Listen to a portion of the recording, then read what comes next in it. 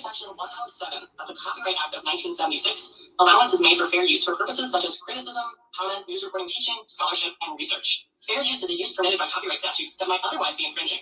Non-profit, educational, or personal use tips the balance in favor of fair use.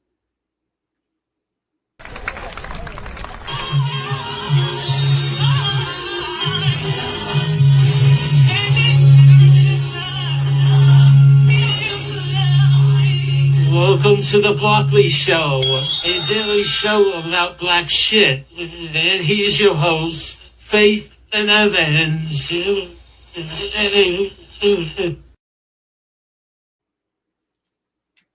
All right. I think what happened? on screen doing that. Wait, so why we on You're screen? doing Oh, that. no, they didn't see. You saw me? Yes. Oh, well, sometimes you get a box. What's going on, everybody? Happy Tuesday. Hello. Oh, Welcome we back. did it. Happy Tuesday. Oh my God. I don't need. Welcome to the Blackley Show. The daily show about black shit. Yes, it is a nice little Tuesday Word. evening.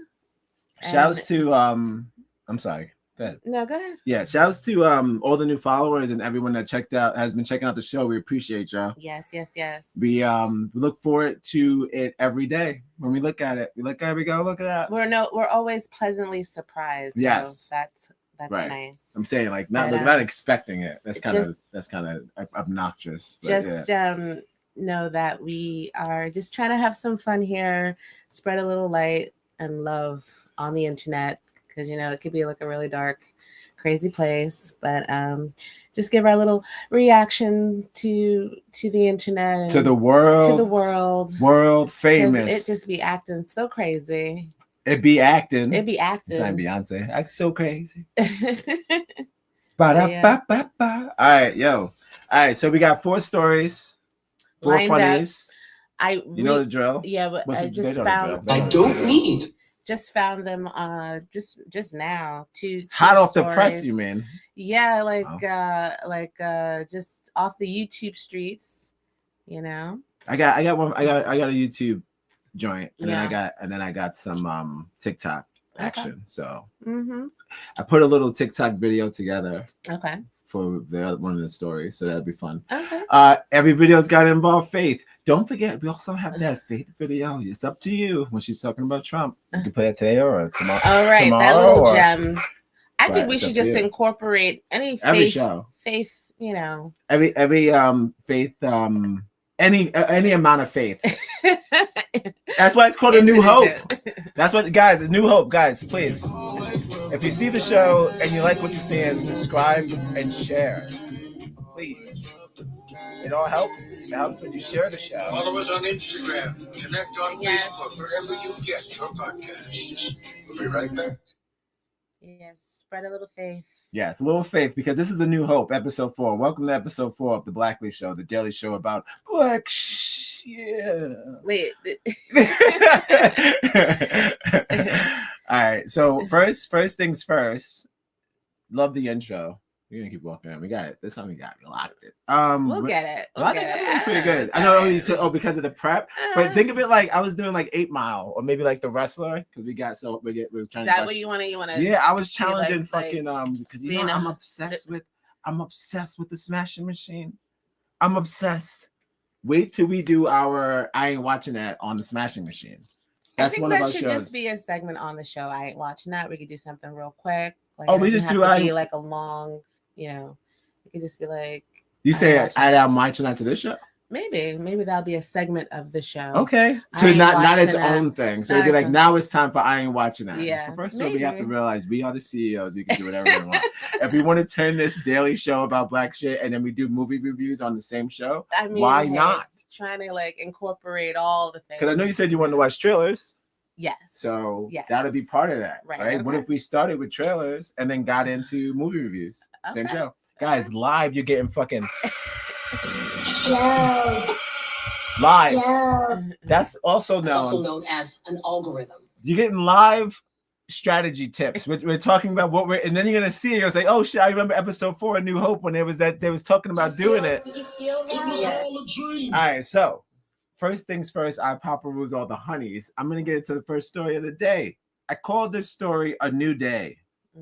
Oh, what a day. I'll explain. So, shout outs to my man. What's his name? We got him. I got the whole thing here. Don't you worry about it. Like I said, thank you for joining us. It's a Tuesday.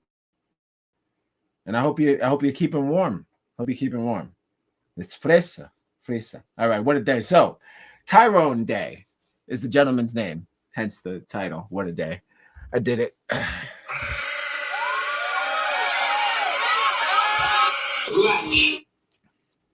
Welcome to the Blacklist Show. Tyrone Day was a 19-year-old male back in 1990 when it was hot. Streets was hot. You know what it was. This is why Spike Lee was doing what he was doing. Niggas was outside holding radios and fighting with Italians. So, a black man was accused of sexually assaulting a underage white woman.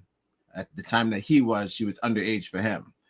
So she reported the assault to the police. Police came. I'm not to jump the story, but just to get the gist of the moment. The police came. They asked the woman to identify the perp. They showed the man. She blamed the man. The man spends time in jail, right? Years, many years, over 15 years in jail. The problem, the spin on this, this woman, as I get into the DNA of this shit, this is the gangster shit. She pointed to Tyrone when he was walking by, and she said to the police, he's one of the attackers. Wait, it was multiple attackers? Well, she claimed that she was attacked, but I'm going to explain why she said it was, why she claims it was multiple attackers, and she's not sure of how many people. AC, her name goes by. They never put her name out, even after all these years, not even since the 90s. No one could find who this woman is in real life. I couldn't find her. Even when they wrongfully accuse people and fuck it up, they still don't expose them, because now if I'm free, you don't want any smoke. I don't even want to know. I can't find you. They don't want me to be able to find you, even though I'm free and I didn't do the crime in the first place. So you don't get to know my name. Nobody knows her name, whether she messed up or not. But she, as he was walking by, she identified him only because he was wearing a white hat, but he was 50 feet away. She did not identify him by his face, nor was she shown a photo lineup. She just said it was him because of his white hat, and she walked by him. It was him. That was it. Immediately, it's him. That they don't have to worry about it. It's him. So the problem with that is that when they further got into AC, the name that they where did this happen? I'm sorry. Oh, I'm sorry. I should probably start with location, right? Okay, so this was in. Let me see what I got. And like, what year was it? 1990s. 1990s. Okay. Yeah. Where did this happen? I have it. Hold up. No. And what, let's check first story. You start me with the location. That's right. Look, first of all, I have the. I mean, I guess I have the video. I'm gonna go the video, but I'll go to the video. But sorry. It's I don't know the South. I don't know. I don't know. It's okay. Yeah, no, I think it's North. I don't know. I think it's one of the Carolinas, but it's what I think it's in the South. But the thing is this: this woman AC. Oh, geez, where was I? Right. She saw him. But the problem with AC, she's registered blind. She's blind. So she didn't see him. She didn't see shit. Okay. That's why she doesn't know how many attackers there were. Is this a real story? This is a real story. This guy went to jail for many, many years, over like 16 years. Wait a second. 26 years in prison. What was the investigation? By a blind woman's accusation. She was blind. She can't see. She's registered as a blind person. Nigga. They couldn't. So the real life, what really happened was she was a prostitute. What? Okay, this is what really happened. She was a prostitute, And what had happened was she was offered drugs, and the men that offered her drugs didn't give her the drugs. She was a blind so prostitute? she's a blind racist prostitute. Is there a Dave Chappelle joke in here somewhere? I'm so confused. Yo, nigga, I can't even understand the story. I can't even get it out because I'm like all over the place. But yo, that's pretty much it, right? Like she's on a piece of paper, she's a blind woman. Okay. Mm-hmm. She accused a man from 50 feet away. She's legally blind. Something like that. Legally blind. Right? And she also happens to be a sex worker. And drug addict. She's saying that she was, and the police, who I feel like sometimes they have some animosity towards sex workers. So what? All right, here we go. Regarding the case of Day's exoneration, the reports focus more on the details of her report, her inability to hear or speak. What? She was Helen Keller. Wait, she's also deaf. She communicated by writing notes and later used a sign language interpreter and her varying accounts of the events during the re-investigation. So I don't know if at the time if she was blind and deaf or Helen Keller, or she graduated by the curse of her lies because this nigga got locked up for fucking 26 years. I don't need 26 years for no reason. She became blind and deaf. I don't know, but it doesn't tell you when she became blind and deaf. But they say that during the reinvestigation, I mean, that's really important. If she and I looked it up to say how bad was her vision when she called them out 50 feet away. Weird, but So the truth came out. She said, "I'm sorry, I got gypped. I was supposed to get some drugs. I didn't get my drugs." And now I'm blaming everybody's going to fucking jail. But wait, she was also saying she was raped. So she was saying she was raped. No, well, she added on to the thing now. So instead of me buying drugs, I wasn't buying drugs. I was just making my way downtown, walking fast, faces fast in my home now. And I was assaulted, sexually assaulted. And this was a white woman. So, all right. So I'm going to go to the story. Shouts to white women, shouts to white people because they be making it up. Yeah, she's blind, deaf, and she's blind, man. How'd she do that? That's a magic trick. I said, how did a blind woman find you couldn't see shit? And then she just got blind over the years. So let's say she could see in the 90s. Like karma? I don't know. That would be some crazy shit. If she could see in the 90s and then she got blind in the like in the 2000s, that's fucking. Well, listen. You better wake up.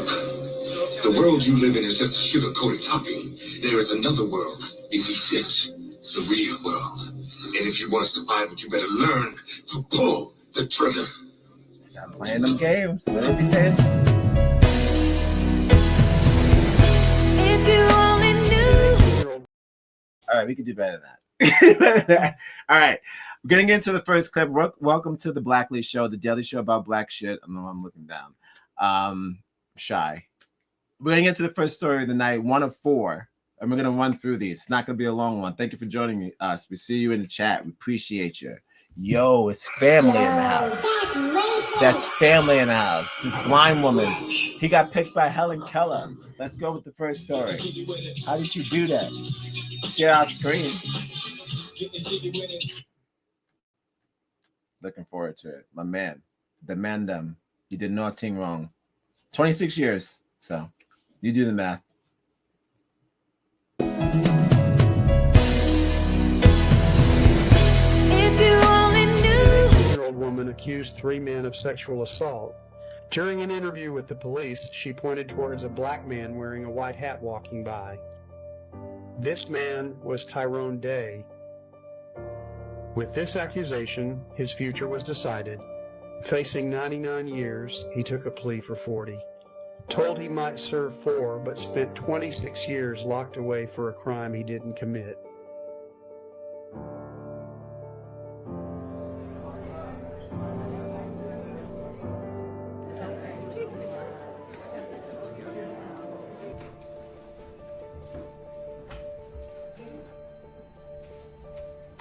We missed out on a lot of memories You never know, life too short. We've been losing people. I had 2 deaths in the family in the last 22 days. So it's just been hard. You can't get those memories back, Enough without our father. My father missed basically my father-daughter dances. He missed many award ceremonies. He missed my graduation ceremony. So it was a lot of important things that happened within my life that my father had missed. Record with this one. This is cause number F89-99038, State versus Tyrone Day. State's motion to dismiss indictment. What says the state? I waited for this day for like 33 years, and it's been a blessing. My little brother, I wish he was here. I wish my nephew was here to see this, but I know they laughing down and smiling down on this day. Yes. Today you're a free man. On behalf of the public, Dallas County, we apologize for the injustice that was done to you. And it's certainly the court's hope that your next 26 years are more pleasant than your last 26. Yes, sir.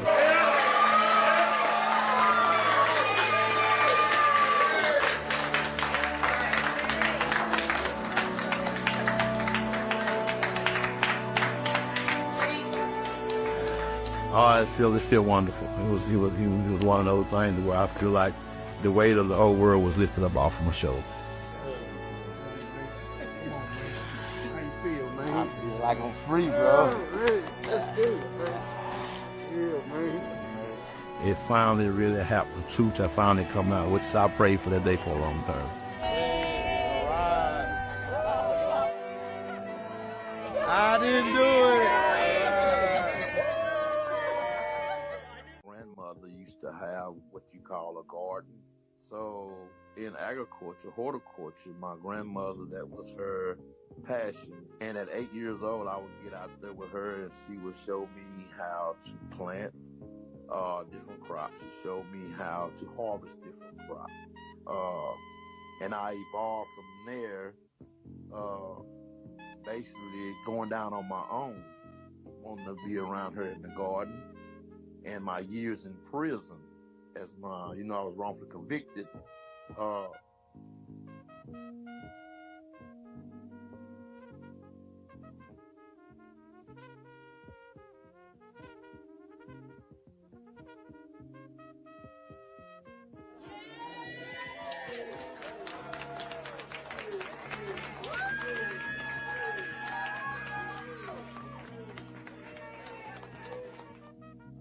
So I'm a co-founder of Restorative Farm, and I'm the lead horticulturist. We restore gardens. We restore people when it comes to the concept of farming.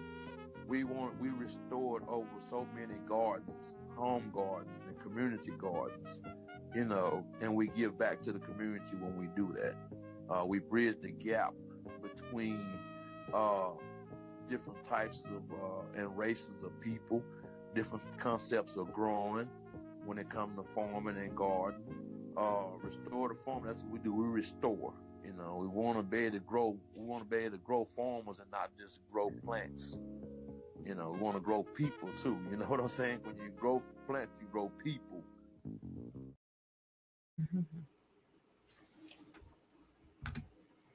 Wow.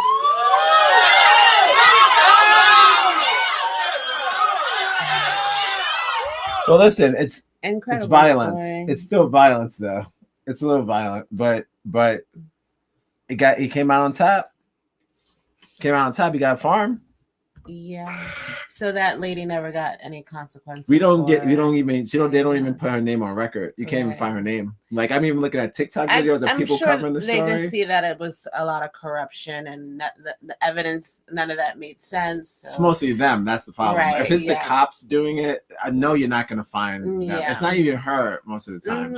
She could have been a participant, but they ride with it. So it's like they could say this drug addict prostitute is lying on this guy with no criminal record, we should probably look more into this, or we could just let it rock because we don't give a fuck about these niggas anyway. And just to randomly, I don't know his situation, how he, like, if he was literally just walking. No, he had no record. He was literally just walking down the street, and they just point him out. Like, that's really fucked up. It's wild like, shit.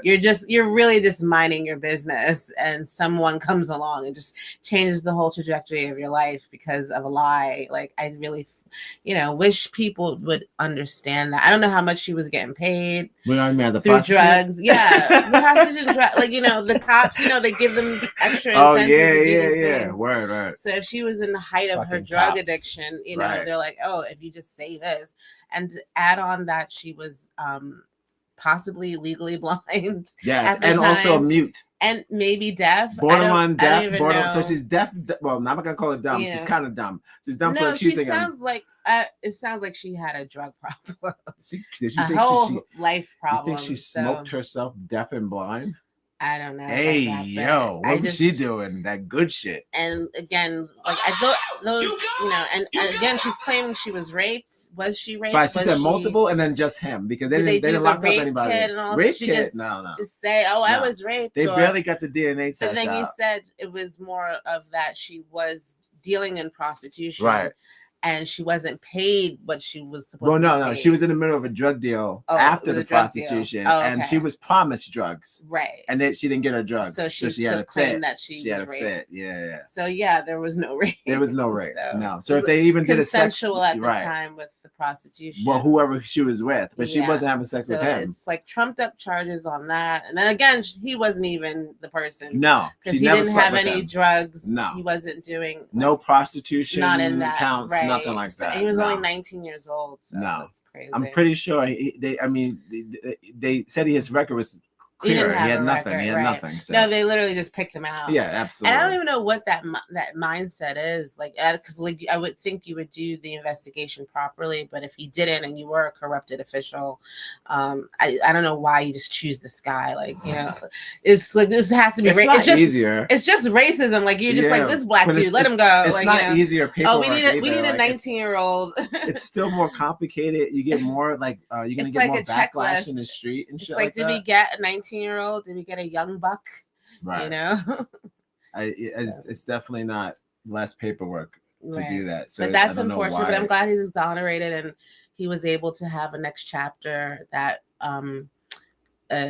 includes him doing something that's good for his community and good for the world. I mean, come on, you're growing food and you're helping people.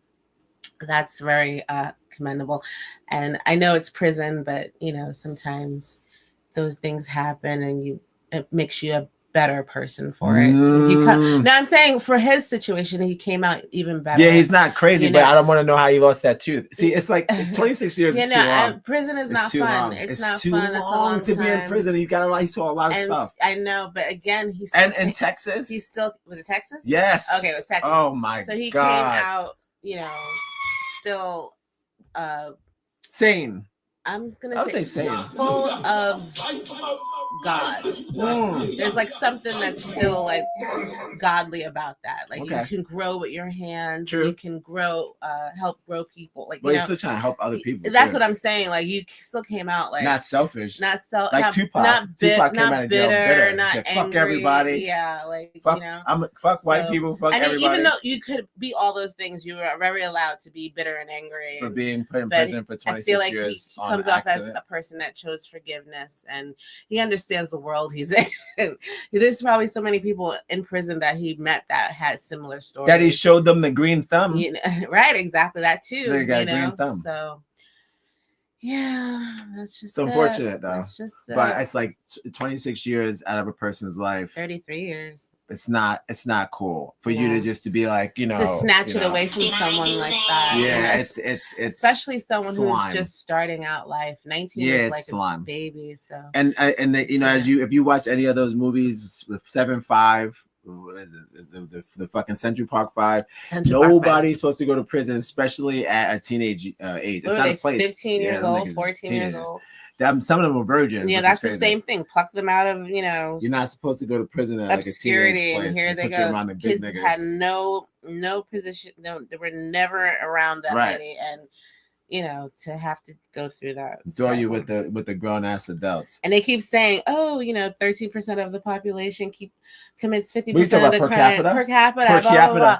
And it's like, yeah, but do you take into account that these people are being like wrongfully accused? Well, no, we don't never do that. First of all, cops don't do anything wrong. Yeah, and if they're saints. If they picked you, you must be. You must have did something. Yeah, like they never they like to say all these stats, but they never like factor in how racist anomalies, racist lawyers, DAs, and you know just systems are lying white women where they just want to like incarcerate people for profit. So I don't know. You can't just keep spewing that and think that the other one doesn't have a hand in that. It's like they blame the Emmett Till, they go the government, but I'm like the judicial system. But I'm like, well, it started with the white woman lie though, so it's kind of like I know it's a cahoot. So yeah, she's not the only person we blame because it went all the way to court, which means the court should have said this is bullshit. He's a child. No, definitely not the penalty that he got. So my thing is like. And anybody touches him, he gets security. Something just like he's innocent. they had an inkling maybe that she was the one who was actually the drug addict, the one who was actually out in the street, and he wasn't. So again, that's a little bit of racism mixed with a corrupt system that makes that shit happen over and over and over and over again. So I think everyone's got to clean up. It's not just the white woman who blames the black men. It's the judge who believes the white woman even though they know it's a lie, and the cop who arrested the black person even though they know it's a lie. Stupid. Yeah. But yes. Shouts to Mr. Day. He's a free man. And Tyrone Day. Yeah, shouts to T Day, T Dot. And AC, Miss, I don't know what you're doing right now. She's probably full of tattoos and regret. You think she's still alive? They won't tell us. I looked that up too. I can't get it. They won't tell us. But you know, because especially if he's free, they don't want this nigga. Nah, you know the family. Does she even exist? I know. Like, who is this woman? That's another thing. What if the cops just made the thing up? Oh God. They said we don't have any of this stuff to. That was years ago, nigga. We was partying. All right, yeah, the 90s, nigga. It was like doing whatever they want. All right, yo. First story today. I'll tell you something. Please on. Good old time. All right. We saw he got life after semi-death because she took a lot from him. So he found growth. He even has his own haikus now. He's like, you got to grow people, not just plants. Love that. Shouts to him. Shouts to that man. All right. So we're gonna get into one of the funnies, black funnies. I'm gonna come back with our second story. Okay. All right. Guys, welcome to the Blacklist Show. And we started at a good time, 9 o'clock, 9:06, I believe. So we did it. And this is not going to be a long one. By all means. I wish a nigga would like, subscribe, and share. I hit you with the Zingo one time. All right. So, yeah. Next story coming up. Here comes the funnies. Random funnies. Random black funnies.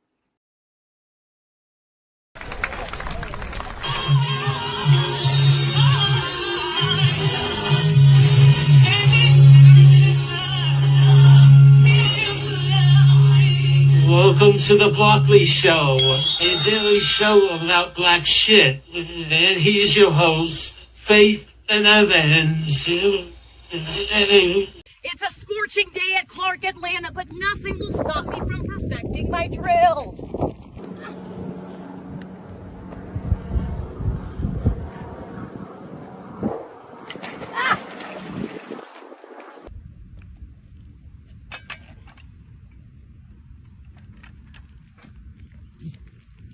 That's it. Keep it up.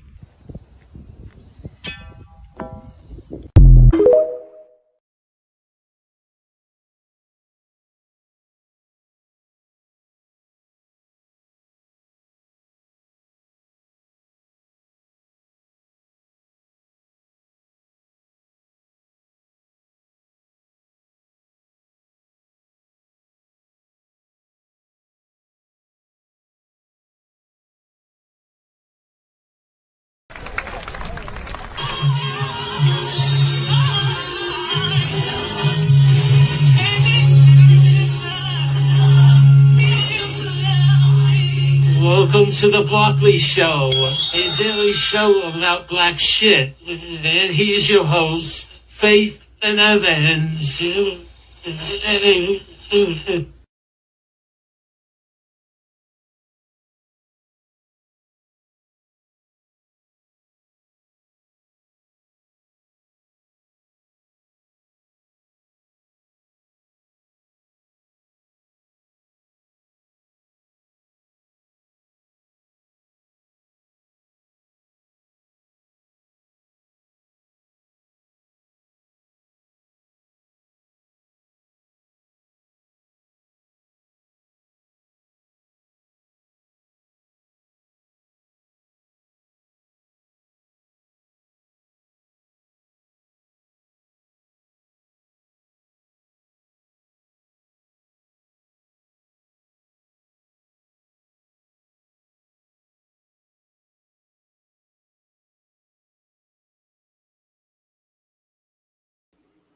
That's coming right after. That's okay. Okay. Guys, welcome back. Once again, I'm not an activist. I'm just caught up in shit. When you start the shit, you can't stop the shit till you finish the shit. I'm in the shit. It's absolutely free. If you have the internet, it's free. If you put on your internet, it'd be there. Like, subscribe, and share on the internet. It's on the internet. Just put on linktointernet.com. So, a brief introduction for this story is we're talking about Black Santa Claus. Is that right? Well, listen, I just wanted to, I don't know. I just picked a story that I know like everyone's trying to at least cancel Christmas because of the economy and the way this the government's is trying to cancel Christmas. the way this government is treating her citizens. So, you know, there's been boycotts, you know, throughout the year. And I think a lot of people want to just cancel Thanksgiving and Christmas in protest. But for wrap it up together. Yeah. Right. But for some strange reason, Mariah Carey wants to come out and say Christmas is not canceled. Uh-oh, here she goes. And I was like, why are you so obsessed with me? And while people are saying that they want to cancel Christmas, and then here all of a sudden we've got like Black Santa, which we never really ever. I don't know anything about this. I'm being told that they were like featured at CVS. I don't know which CVS where in the country, but it was like we don't normally see such a heavy output of, you know, seasonal Black Santas. So if some people feel like maybe this is a manipulation thing to get people to buy, but I don't know. Like how to get us back into the store. You say CVS, I'm thinking like CVS is like Staten Island with like, you know, like that's their Crate and Barrel, you know, because of the drugs. Like they kick it in there, they like hanging out in there. Not saying that not every place in Staten Island is the drug addicts, but if you go to the place where they give out the pills, there is a line, and they're not all sick, but that's the vibe. So I would say like, yeah, I would think like I'm thinking like the CVS is the what you call it, Crate and Barrel, where you could go in there and chill, you feel relaxed, feel at home, you know the people behind the thing, you know what I mean? I don't know. That was just a thought. Just a thought. Because I'm thinking you said because the Santa Claus is in CVS. Well, yeah, so they be sell kicking like, it in there. You know, decorations and stuff like that. But yeah. But it would be a good place to get, you know, people who are down and out, go to the CVS for pills, and then they got the Black Santa there. Why not? Why not? So I think it's a good hustle. I don't think it's gonna work. Are they free? Are the Santas free? They're not free. See, we're gonna share the screen. All right. See, it's okay. We're doing 4x12 videos today. We're doing 4x12 or whatever it's called. It's all good. And this is Shonda at Large. Shouts to Shonda at Large on YouTube. Subscribe to the man. Guys, if we don't share each other's work, it's not gonna work.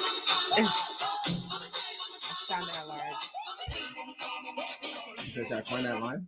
If we don't share each other's work, it's not gonna work. You heard that here first. So you know where that came from me. That came from me. It was my doing. Oh, we also got a surprise. We gotta brag about us getting into a movie later. If you have time. Keeping it reals. That's what we're gonna call it. All right. Cool, guys. Next story of the night. Do you have a title for this? Black Santa. Why not? Mariah Carey rolling in her grave. She won't have a white Santa though. I don't think so. No. She wants some Pepsi, fucking big beard, rosy cheeks. I know. I was trying to watch her picture interview. Checking out that shit. Shout out to Twins Hangout Kenya for posting this video yesterday about Black Santas everywhere in the U.S. They were talking about essentially how Black Santas are popping up all over all of the stores at CVS, Walgreens, any of the craft stores, and they're popping up in droves. And they were sharing about the experience of many Black Americans who are trying to really kind of understand what's going on, what's really going on. But I wanted to hit this from a different dynamic, a couple of different dynamics. So I'm going to share a couple of things. And y'all, the older I get, the more things that I am discovering, the more things that I'm learning. Now, actually, a few years ago, I did a live discussion, a teaching called The Tale of Two Nicholases. And I'm going to post it up here so you guys can watch it. It's very, very detailed and very informative about the roots of Christmas and why it is that we need to but one of the things that I did there's a part of me that makes me think like they had them in the back. For years, right? Like that when we went to that Kohl's and they just had all the shit! So they had them all the way in the back. It was like what? I don't need it. Yes, we have a video up on TikTok, Instagram, YouTube where we read Black books from the back of a Target. Was it Target? Kohl's. Sorry, Target. Kohl's. Target don't got no books. Kohl's.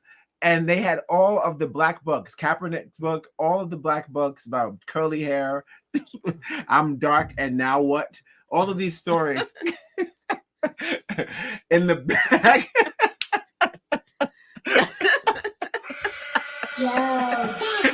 That should be like a book for kids when they come into the I'm dark and now what? Now what do I do with this? What happens now? What happens now? Listen, guys. You've got to love life to have life. And you've got to have life dark to now. love life. So we found them all. They hit them in the back. So he was wondering why all these Black books back here. They didn't answer. They didn't give us a good answer. It was all by the bathroom. Just hidden away. By the bathroom, hidden away from the world, right? Not even by the try-in because we know, like, there's the section for the kids. Yes, is all the way in the back. Right. So it's like, why would the books here? Right. They're by the fucking returns, nigga. Brand new books, racist shit. But yo, that's racist. They had them Santas in the back, and then now because there's a drought, over the years. We're threatening a Christmas drought. Now they're gonna bring out the Black Santas. They said, "Bring them out, bring them out." Rounding out. Look at this shit. This is really racist, by the way.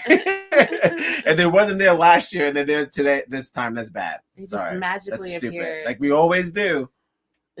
Is what I'm going to cover today, and this is something that I just learned. Let's take a deeper dive into the history of Santa Claus before he was whitewashed. They didn't just. All right, y'all. So boom. He said, "All right, yo." So tired of bouncing between different AI tools to get the. All right, yo. So boom. Does that make you feel a certain way? Guys, if you're just watching, thank you so much. I wish a nigga like, subscribe and share. It's not a conspiracy theory that the Black Santas pop up when we threaten not to celebrate. Santa made me stop believing. What? This guy did this? Oh, wait, because you saw him in the CVS. He looks like he's riddled with pain medicine. This is what I be saying. This guy, King Fentanyl, he has a problem with Black Santa. Why? He looks like Jelly Roll. Making my way downtown, walking fast, faces passing, I'm homebound.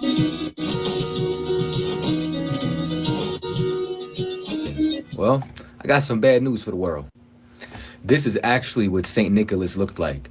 He was a Black man who worked inside of Russia at orphanages and would bring gifts to the kids in order as a checks and balance system to keep them, you understand, well behaved. He would not bring gifts for the children who misbehaved. This is located in a book known as Russian Icons. This is the cover of the book I personally have inside my collection.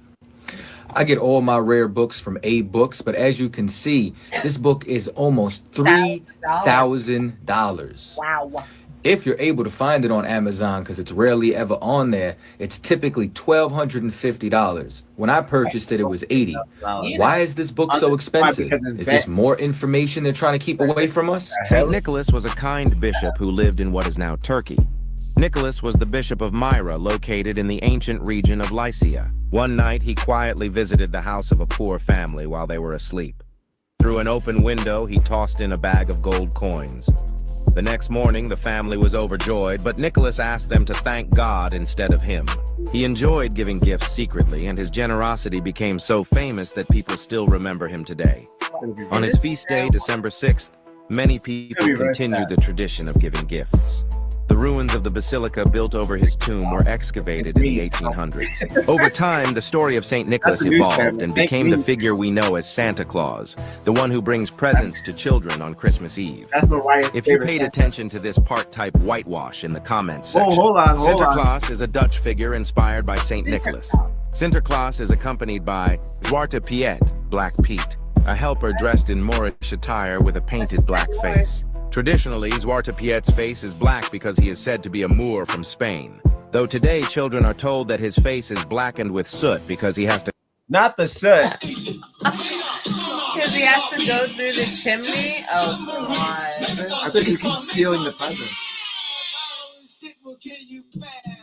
I gotta play that because I did mention Moors, and I did mention that's what they look like because they're dressed like Moors, dressed like pimps. Modern day pimps, like modern day like gypsies. So a lot of gold, a lot of fur. So yeah. So here they go with the blackface. Oh my God. Climb through chimneys to deliver gifts for Sinterklaas. Older Sinterklaas songs tell of naughty children being put into Zwarte Piet's bag and taken back to Spain, referencing the times when Moors raided European coasts and took enemy combatants into slavery. One song states that although Zwarte Piet is black, you can trust him. In contemporary versions of the Sinterklaas celebration, there are various types of Zwarte Piet for different tasks, such as the head Piet, hoofd Piet, the navigation Piet, Wegwees Piet, who steers the steamboat from Spain to the Netherlands, the presents Piet, Pakjes Piet, who wraps the gifts, and the acrobatic Piet who climbs roofs and chimneys. The various Zwarte Piets who assist Sinterklaas become Santa's elves in the American version of the Dutch tradition. Forbes published an article titled "The Unbearable Whiteness of Pieting, Dutch Santa's Blackface Elves," which explains, according to tradition, Sinterklaas is accompanied by 6 to 8 black men, originally Moors from Spain, actually from what is now Bari, Italy, which was under Spanish sovereignty at the time.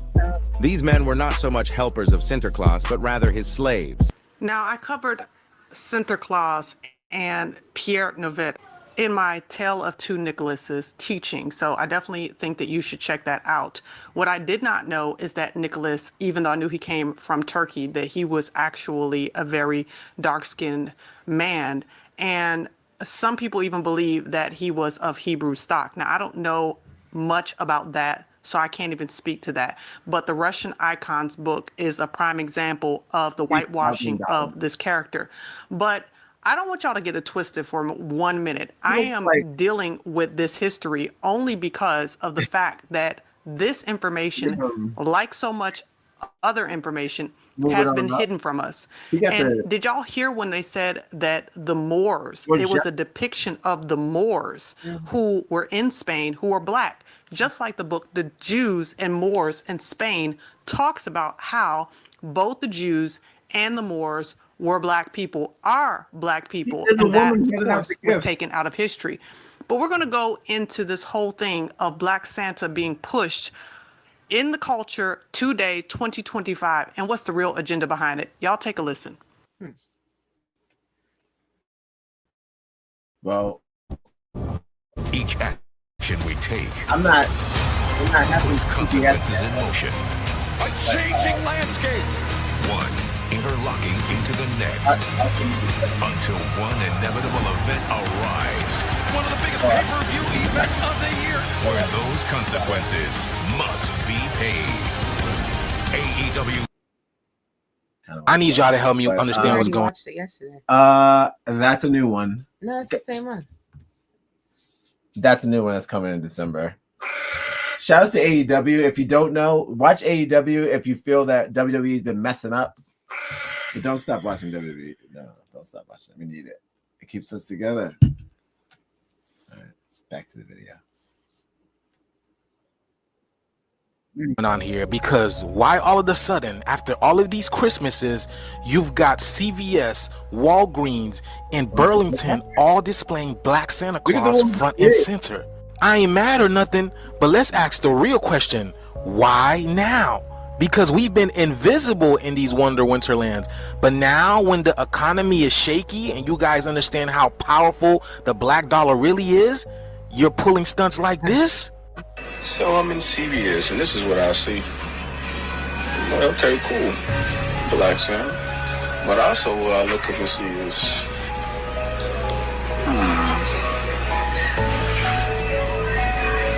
Is this a sign of representation, or are y'all really trying to buy us back this Christmas? I'm confused here, you know?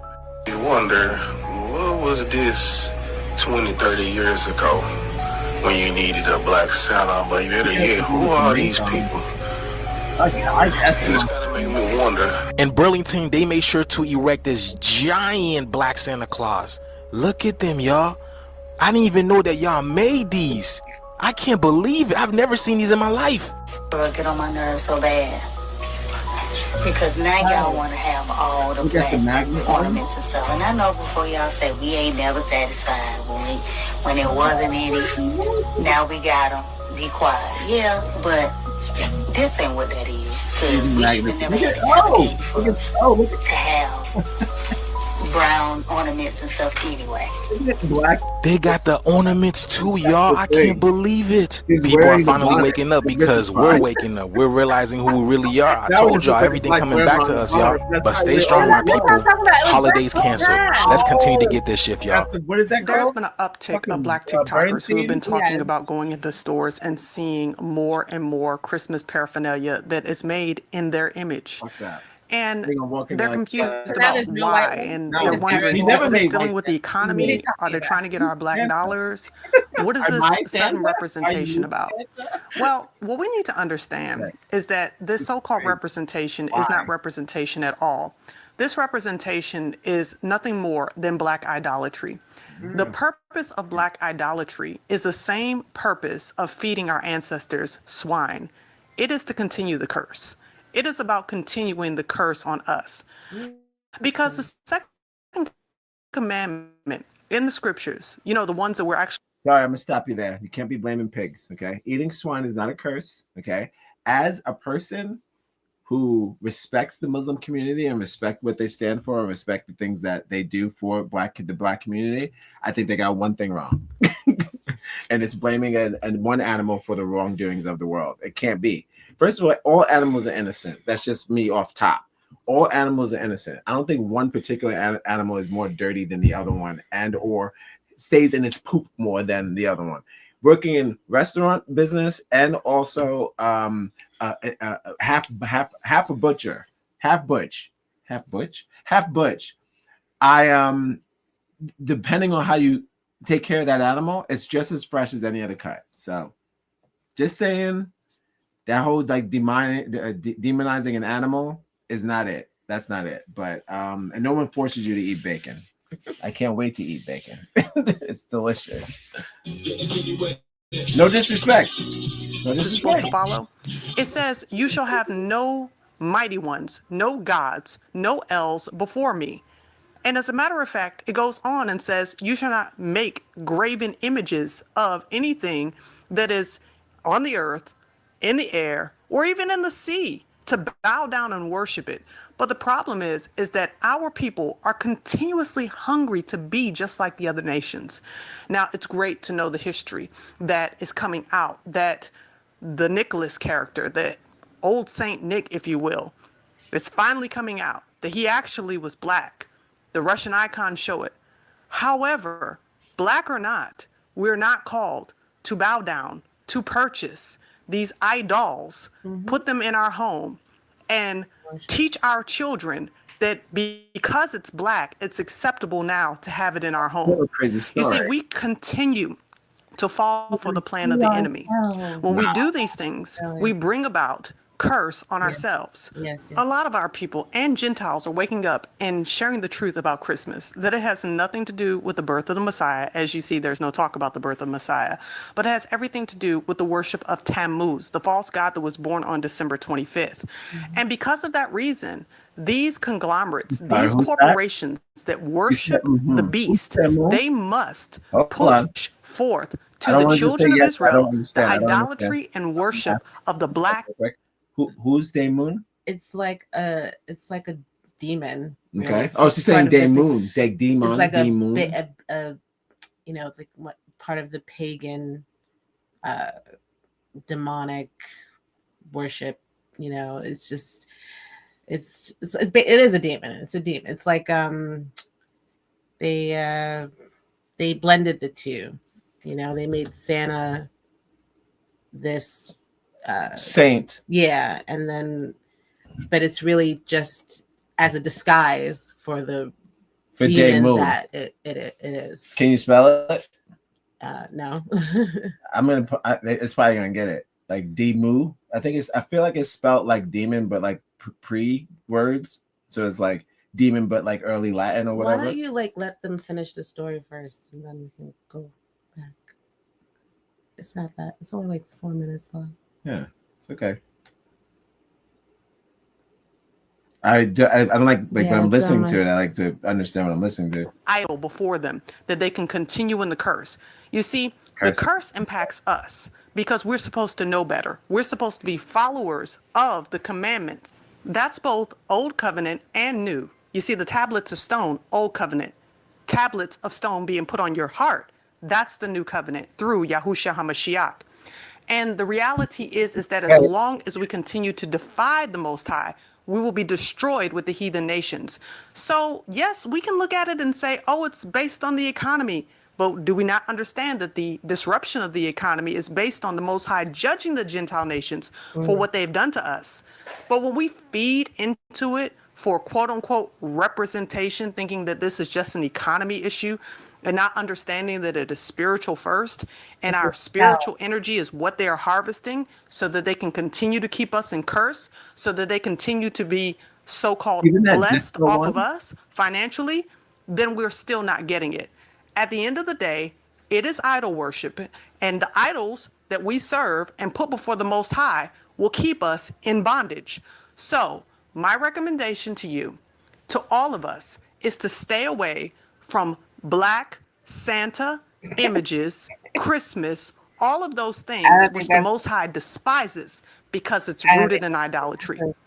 That's my thought. That's my position on this. It's so much bigger than the economy. Let me know what you think in the comment section below. Like, share, and subscribe if you have not already done so. And don't forget to hit that notification bell on your right so that you can get my latest updates as they come out. Thanks so much for watching. And as always, Yah bless. What's her channel?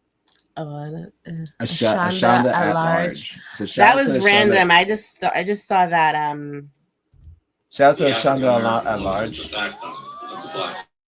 Really, the whole small business. Who wasn't raised by a black woman? I know I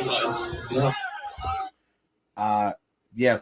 Subscribe if you want to see more of her work. Check her out. Seems to always be the case nowadays that there is some powers that be that are throwing trickery in the mix to blindside us for some sucker punch that's coming. We're still waiting for the punch. It's like they keep distracting us from the, what is it? It's not poverty. That's right. Right? Poverty, regular shit. Regular shit. But I'm saying, what is the other bomb that's coming that they're distracting us with? Why do you think we're gonna run to the 99 cent store and start buying black senses now? Why are we doing that? Well, I don't know if it's because we said we weren't shopping. But if you make them cheaper, we'll get them. Right. Or maybe like they just have an abundance of Santas and they just got them out. But then it's strange not to see any white Santas at all. They just took them all off. You Well, know, they actually said they sold them. Oh, there. Wait, what if that's it too? Did we think about that? What if they had them? Okay, I'm not gonna. I'm not a like a white person, but I like to think about both sides now. Both sides. Hold up. Out of stock? How about that? Oh, a shortage. We gotta remember so that what there if? Yes, because the tariffs. The tariffs. Right. So what if they weren't able to import them this year? What if they had a very small amount of white Santa stuff? Right. Sold it out. Mm-hmm. Gotta have something for Christmas. So, well, these are in storage. So it wasn't like so much they that had makes them, sense. You know what I mean? Because you gotta think about it. That shit's come from China. Yeah. Where's all that shit from? 99 cents store? Yeah. It's like China shit. So right? whatever's like in the basement, in storage, they're like, we gotta use this for now. So we're not even going to buy expensive Christmas shit anymore. What if we're going to a 99 cent store? To even import it, how much would it cost? Nigga, tariffs. Millions of dollars. Yeah, so that's like, you know what? We got some tariffs. I mean, either way, it's unfortunate. Oh but, shit! What if the niggas? You think it's just a tariff issue? Yeah, nigga, because they can't get the things, they can't get them out there. Mm-hmm. So what if they really just sold out on all the Christmas shit, and then they only was left with the backhand shit, and they still got to make money. Right, but that's something we can afford right now. Yeah, I don't know. I think it's either or though. I mean, it's a bold statement for a store to be like, "Yo, you walked in there like last week, the week before, no black Santas. Never then you see in your lifetime. No white Santas, just black Santas. Yeah, nah, they're like the white Santas are on back order. You can't even make that up. It was so quick. And who'd you hire to change all the? Nah. I think it was in the back because that's it. Yeah, that's a good possibility. Yes. They cut the shit. But see, again, but then that plays into us thinking that, we're the like she's saying, oh, don't worship, these black Santas. Right. But then at the same time, you're thinking, if you didn't think from that perspective, like maybe it isn't about you, yeah, it isn't about us being black and they want our dollars, y'all. I think we get really confused with pride. Yeah, like I feel like it's black is beautiful, yes, and you should have like pride in yourself so you can like get out and do what you need to do, and not like you feel bad about yourself. Like you should feel good about yourself. But I think in some contexts we get lost in that pride of like seeing blackness. Yes. We have to see ourselves in everything, even to prove that we exist. Whether it makes sense, even Avatar. And I think sometimes, not all the time, but I think sometimes that's a disservice to us as spiritual, as spiritually awakened or spiritually like woke. People like I'm trying to say like. Pride is supposed to be a sin, right? Mm-hmm. And I think if we like have too many incidents like where we're online just trying to prove how great we are, like, oh, we are the most loving, we are the most this, oh, we have the like we're I feel the like most athletic, we're the hottest, we're the everything is about us. Right. I kind of feel it's almost like a trap too, because it's like I don't know if we're supposed to tell that. Like that. I know we're supposed to get up because you have years of oppression and years of like people stealing our likenesses and all that stuff and mocking us, and then you just want to like we exist and we're good and all of this. But I think sometimes it's like a catch-22. I'm like, it's good and it's bad. Right? I feel like it's not that important. I mean, I know we make it important, but it's not that important at the end of all of this, But can you blame us? I mean, I know because we've been through a lot. Can't blame us because we started doing it. I think it's a slippery slope. That's what I'm trying to say. You're saying at the end of the day, we're end up just looking like them. Exactly. But but you got to understand, these niggas had a long run. Mm-hmm. So we just now starting to show off. Mm-hmm. not just And- athletic wise, not yeah. just music wise. We're just good. We're trying to show them we're good all over. Yeah. And now we get to shine a little bit now. Yeah. So they have many. I think they should have a little bit more on our turn, a little bit more. But you're right though. At the end of that, you just end up like that. You end up like them. Well, so and also I it's think that's a disservice into what God really wants. Not for all us. white people. Some white people, by the way. What God really wants for us. It's not so much about us just, oh, we're black, you know. No, yeah, it's more than you that. know, it's more than that. So I think when we delve into it too much online, we're all just sitting here just talking about how great we are. It's kind of Not like actually being nice to a people. vanity thing. It's, you know, Right. it's vain. So I think that kind of is a disservice. And I think we have to keep that in mind, that we probably come off as a little bit vain, and you know, that's probably not a good look. And this is why racism still exists. You know, because for every like semi-racist person that's tired of us, they're really tired of us doing this bragging shit. Like they're really mad. Like they were mad before, but what about like being mad like for real because we just keep bragging about every post? Like, you know, you can take up a whole wall about how great we are, you know, and how bad they are at something. And it's just like that's not what we want to do. That's not the point. Yeah, and it's like, oh, you know, it's like we don't want to be the center of attention. I feel like, you know, but they gotta go to a they dance keep party making with us the white girl going to they go to the black party, right? Yeah. They're gonna film it.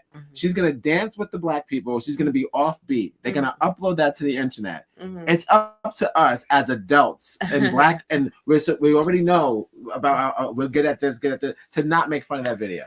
I think the thing I'm kind of going to is like, when are we gonna just like, when it's gonna just be enough to know that we are great, and that's it. Like, we don't have to say it. Like, we just know it and just keep it moving.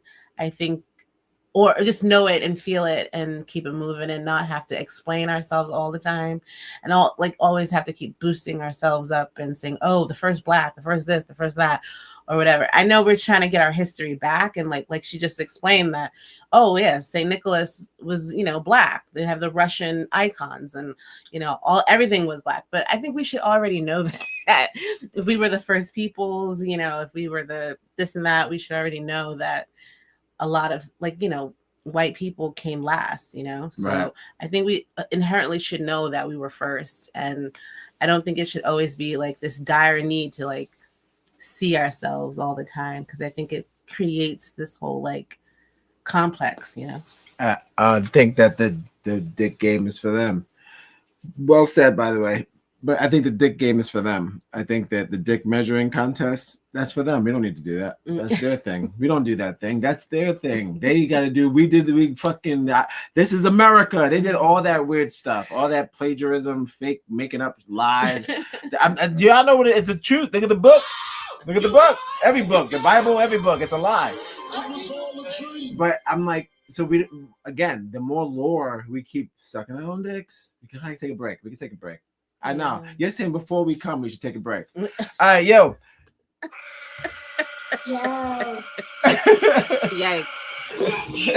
Go back to my home country. You can get reconnected with your roots. All right. That was an excellent story, by the way. Good job. Good There job. better not be any Spanish there, okay? Especially coming from your unemployed ass mouth.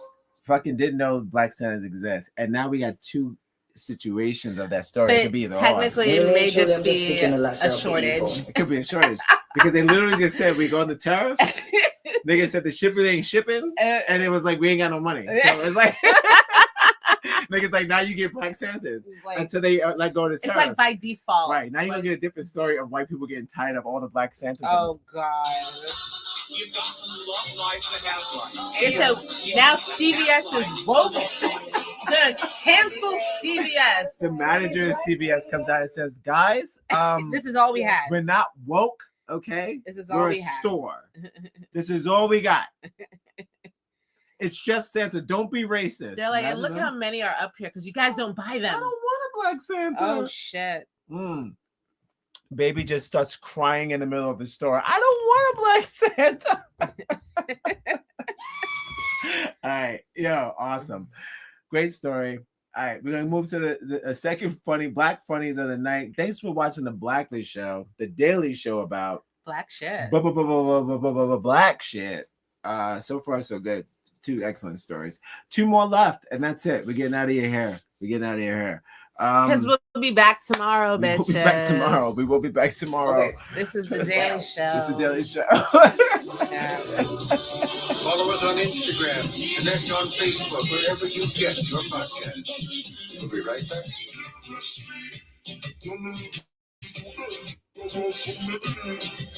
Excellent. And the whole point is to, like, when you guys see us share a story, if you like them or you think like the delivery or their editing, go check them out. Like, don't let us be the only people that show you their work. Like, most of the people that we show you, we listen to them on our own and or watch their videos all the time, especially the TikTok videos. Or it's like, just something, a random title. Well, right. Catches it. I'm not subscribed to well, that no, not one. her, but you know what I mean. Like, but, I'm just saying black there's media. usually going to be, right. We're going to promote other black. No, they don't. It's not on the timeline. Like YouTubers, on algorithms. There's no fucking black people on algorithms telling the news. Not first. You're gonna get it from somebody else. Right. You have to have it on your own thing. So I'm saying, for all of you who don't have black people in your algorithm and you're watching these videos, you're like, well, I don't mind having news like delivered this way. Get into it. You know what I mean? They're so excited for you to be a part of this experience, the fans. So you want to leave? So thank you for joining us on this Tuesday. So we're gonna get you another funny, then we're gonna come into another video. Next story. How do I follow up after Christmas? After Christmas, Black Christmas. I think I got, what do I got? I got a story about a man who cannot die. He's kind of like a human Dracula. Speaking of cannot die, Frankenstein, guys. Shout out to fucking Frankenstein. We're gonna do a movie review, but like for now, guys watch it. I'm obsessed with Frankenstein. I'm obsessed with this movie. I dreamt about it.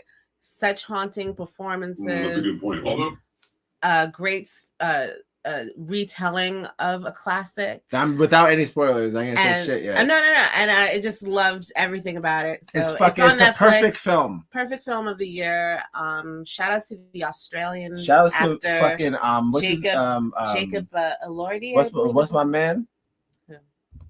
It was all a Gamella? Nah. You're talking about? Moon Knight. Oh, Oscar Isaac. Yo, phenomenal performance. Shout out to Oscar Isaac. I love that nigga. He's the best. Yeah. He's such a hard, like he should be serious about his shit. When he wants to do it. He's not playing a Mexican drug lord. I'm glad they don't do that anymore. He's like, I'm not Mexican. Now they just got that nigga from Blow doing all the work. He's also like, I'm like kind of Cuban. I'm like, Caucasian, but you need me. Yeah, we gotta do a thing on him. We said we're gonna do like all his clips. Yeah, if you guys don't know what we're talking about the nigga from Blow. What's his name? We'll get uh-oh. And what let's check. If you're just coming in, I see you coming in. You always see him. He's always the bad guy. He has light blue eyes, but they look coked out as well. And it's like, is he acting or is this? I don't think he was acting from Blow. He dead ass is like a cokehead. That's it. Yeah, he's in every movie. Bad Boys. Yeah, that's my nigga. I love that nigga. 2 or 3. He's one the of best. them. He's so scary, but he's just doing the same shit over and over again. Okay, his name is Jordi. Of course it is. Mola. Of course it is. He sounds like the nigga that killed D-Man. He is handsome. Actor and artist. It's a word that some gay man made up. He's very attractive. He was in Bad Boys 2. He was the villain. He's probably the villain. Colombiana. Yeah, he's always the villain. Riddick. He's like, I have 2 things I want to say to you. One, ring. See, don't spoil the jokes. But pretty much, he always has like a torture device in his hand. Yeah, and he's ready to use it. He's fired up. He's fired up. But yeah, I love him. What's his name again? Jordi Mola. I'll never remember that. But he's in Mobland. Jordi Mola. Yeah, he's always the bad. Who got names like that? Jordi Mola. I mean, well, he is from Spain. Who's gonna remember that? Jordi Mola. He's Lord. Just get one of those cool names. You know, it's funny because like he's always in roles where people are telling him to stop being Spanish and shit on his heritage, and then people are like, "Why don't you change your name?" I was in Queen of the South. I never watched that show. Queen of the South. Oh, that was drug. That's another drug show. Shouts to what's her name? We're gonna watch it. Who's that? That's what you call it. No, that's Griselda. You think Griselda? Oh, he's probably in Griselda. Let's take a bet. Is he in Griselda? Yes. He's like, listen, Griselda, you think that? You're gonna not be in Spanish there. No, he's not in Griselda. Eventually, coming from your unemployed ass mouth. He's like, listen, good Zelda, I have plans for you. Yeah, he's like the white Gal Gadot. All right, yo. Oh shit. I mean the male Gal Gadot. All right, yo. We're gonna get to our third story of the night. We're fucking getting through them. We're doing good timing. It's TikTok break. Gonna give it a break. Absolutely. Give it a break. Tic-tac bar. Something like that. We doing a jingle? No. Not a jingle. We could sing a jingle. You want to sing a jingle? Yeah. You know what? Give me a break. Let's do it. Live, guys. Listen, stop fucking around. All right. You don't get shows like this, and don't be coming in comments like, "Oh, this is kind of cool." It's not kind of cool. It's very cool. Subscribe and share. So now you're gonna get a live jingle when we get into the damn TikTok video. All right. Let's get it. How you feeling? You feeling low pie? Wow, some night driving. How you feeling? Night driving. All right, let's get it. Good guys. Yeah, think back with that. Transition, no music. Wait, StreamYard made it. StreamYard made it. No, StreamYard, you a fool for this one. We the best. We the best. Palestine. Not yet. There it goes. Hey, TikTok. Are you and you don't stop. Are you gonna freestyle? What are you doing? TikTok and you don't stop. I don't know what she's doing. Oh, TikTok and we don't stop. I like that. TikTok and you don't stop. Hey. Just wait until the beat drop. We're gonna freestyle on Tuesdays now. We're going in. Freestyle. Freestyle today, like said no one ever. All right. Yo, we're gonna get to TikTok and you don't stop. I love that. That's pretty good. Not bad. I like it. I'm taking it. That stays in. All right. We're gonna play a little TikTok funnies, black funnies only. Don't forget about that lady who tried out for the triathlon. That was hilarious. I didn't get her name. Gotta say the name. I think it said Rachel. No. We said it, but I gotta remember it. You know, we play them enough. All right. You have a choice. Do you want African Thanos?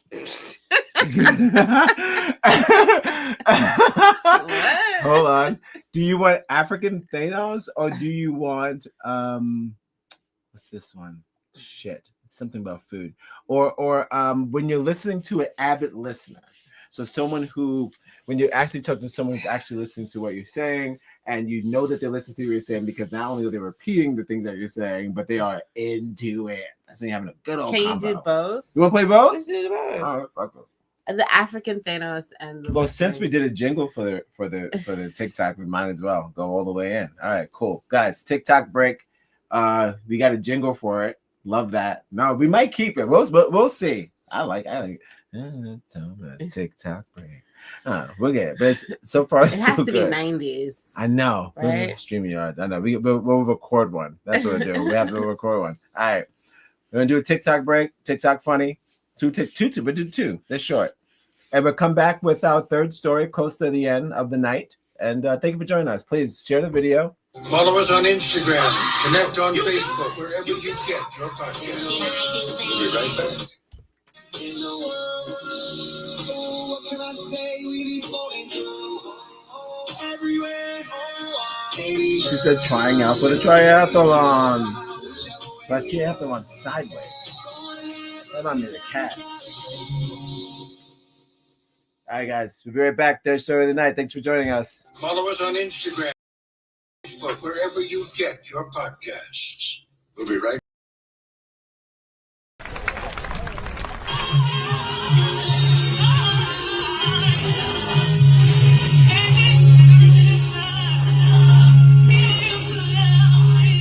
Welcome to the Broccoli Show, a daily show about black shit. And here's your host, Faith and Evans. This is if Thanos was Nigerian. Mr. Stark, Homo Metallic. Mr. Metallica. See your life. You are a failure. You are a failure. You can never make it. You know if you manage your own failure. What did I do for you? See, I'm crawling back to Here you are crawling back to me like a reckless cockroach. As I dey look for this here universe, be something I don't like. I have observed half of you people are not going to school to better yourself. You are collecting nonsense major. You won't collect English major. Which one be that? You want to be president of punctuation?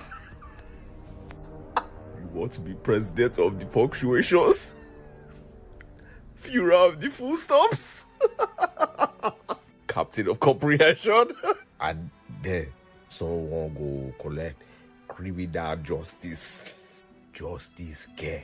You won't give criminal justice? You won't give justice to criminals? You are wasting your life. So I go balance.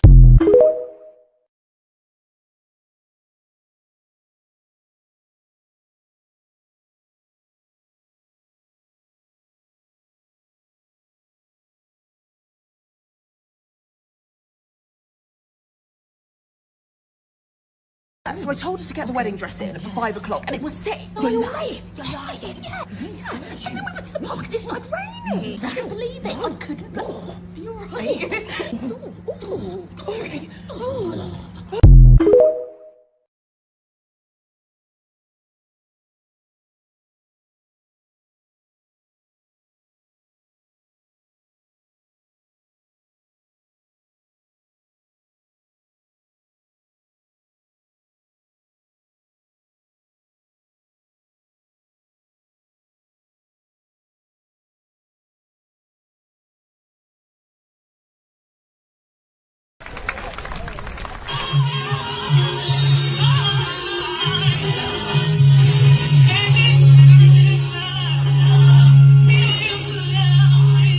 Welcome to the Broccoli Show, a daily show about black shit. And here's your host, Faith and Evans.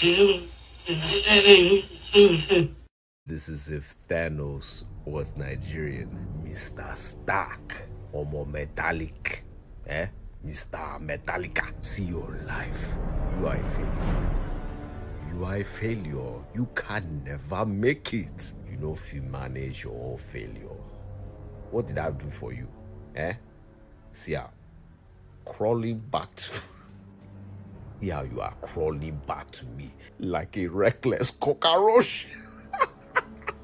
As I dey look for this here universe, be something I don't like. I have observed half of you people are not going to school to better yourself. You are collecting nonsense major. You won't collect English major. Which one be that? You want to be president of punctuation? You want to be president of the punctuations? Führer of the full stops? Captain of comprehension? And then someone go collect criminal justice. Justice care. You won't give criminal justice? You won't give justice to criminals?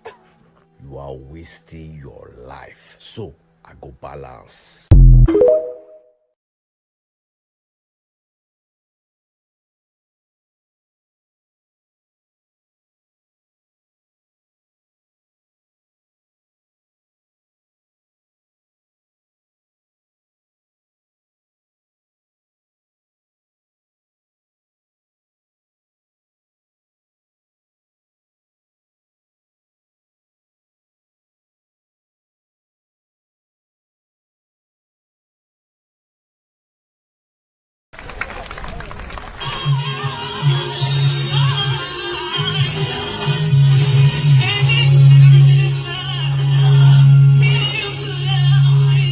Welcome to the Broccoli Show, a daily show about black shit. And here's your host, Faith and Evans.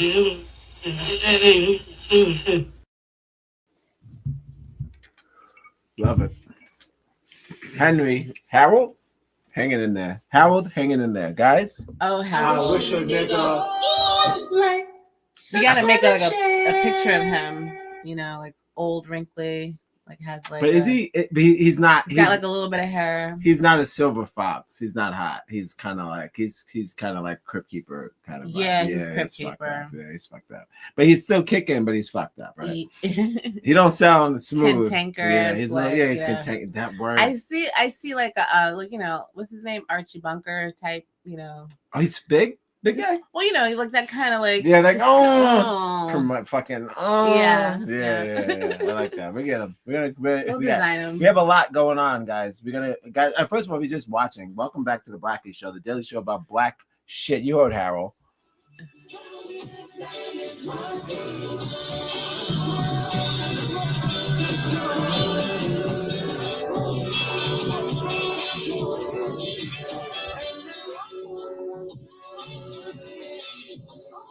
I was just looking at a Bob Marley song today, listening to a Bob Marley song today. Oh yeah, Revolution. He's back. Oh well, I mean they need it more now than ever. Shouts to Jamaica, please, everybody, if you can. Yeah, help Jamaica. Pray or do whatever you can. Do something for Jamaica. You know what they did. I just saw something that was sad. Like I think someone from Florida was flying out to Jamaica to like bring like relief packages, and their plane crashed. It was a father and daughter. Like they were like a wind thing? I don't know. Something happened. Just failure of the engine or failure of whatever. Everybody's saying God don't want them to help them. Oh, I don't know. But I just saw that. It was sad. They were trying to send relief over there. Maybe what if the wind's not ready?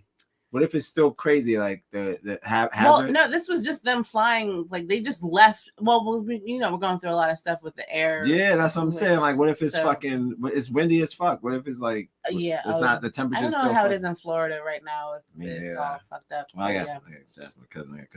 That's my cousin in Florida. Sienna, if you're watching the show, I hope you're okay. Shit. Man. Yeah, no, the wind's all fucked up. Trying to send relief and they died in the crash. That sounds like a curse. But I know it's not like that. I know. I'm not thinking. No, I'm just saying I don't know. It could be like it could be. No, like listen, just same thing with the California fire. When it's like too much wind, it can't put it out. I think if it's something like if it's not, it's still going through it. It's not done yet. Like it's still happening. It's kind of crazy. But yeah, Jamaica is still trying to recover. Right. But I did hear that Tyrese is like accepting donations through his Tyrese. Yeah, shouts to Tyrese. Tyrese is trying to do something. I think they said something. Sweet lady. Nicki Minaj has donated to. Oh yeah, well she better. Nigga, so she brings up Jamaica every tweet. Nigga. So there are people. She only does Jamaican remixes. I just feel like if like they said 90% of the infrastructure. Well, listen, because half that shit is made out of like love and care. And then when that Swift shit comes, it just comes in a big bowl of garbage. Yeah. No, because there's not the stone and the thing. Only because they don't have to build it like that. Mm-hmm. We have to build infrastructure for the winds we get, the bullshit we get. Maybe we get snow. They don't even get snow. I mean, it's like they don't have to build it for that. They're used to these kind of storms, but not that much water. Not this magnitude. Right. So this is this is probably one of those every 100-year kind of storms. Not supposed to be, but now it's not. No, sorry. No. Everyone keeps saying that. No, this is it, guys. Global warming. No, the day that Jamaica's underwater, the place that white people love, they said, come to Jamaica and feel all right. That was them on TV paying for that, or NBC. Right. That was them. Now, the place that was supposed to be sunny and free and with no snow, perfect weather all day long, is underwater. Why is that? Well, I want to have New Orleans. Why the paper place that they love underwater? Why is that? All I'm trying to say is global warming exists, and they're just starting to feel the shit that all that drilling and all that bullshit they're doing to the sky is fucking with their travel destinations. And here they go. Yeah, I just fucked up. Don't know how much property white people own in Jamaica. They all have homes out there, nigga, and it's like they don't even think about the residents that live there. Let's not get into it. I'm not doing that. I'm not doing that. They don't think about the residents that live there. It's too much hostility for something that we really don't know. No, I just know that the beautiful places are getting flooded, and that's just what it is. They're all fucked up. Even California's fucked up. It's like all the nice Oh places. my god, that's how the year started. Does anyone remember the beginning of this year? California was on fire. Like the beginning of this year, we were dealing with fire, and now like we're dealing with like water now. Airports. Oh, they said the airport empty. You know, like and food lines. Like it's crazy. Oh, this shit. year has been so crazy. No, they don't even make us remember the trauma that we just But got over. we initially this how the year started was fire. Yes. We were watching celebrities pray for their mansions. Yeah. And now we're in the food lines now. Like they're like, wow. They said, well, I guess the foot has turned. Play stupid games. Oh shit. It's like What are we they talking said they about? remember. I remember y'all were making fun of us for the fires. Now y'all in the food line. They was putting out singles though. They were wild. they was putting out like singles like so crazy. Nah, they was wilding out. No, that was kind of crazy. And now we look even crazy. Look, now they got videos of us running out of the food store.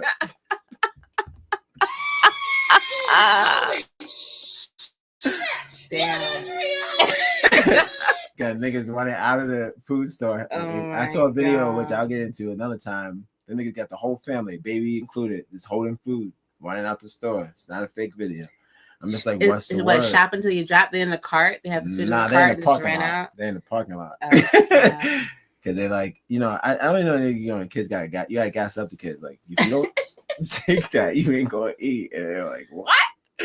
I'll fucking get it. I'll take it because you have to tell me once in real life that even as a kid, you say you want them snacks, you better take it because I'm not gonna buy it. But you're allowed to take it. As a kid, I would have took the snack. Ugh.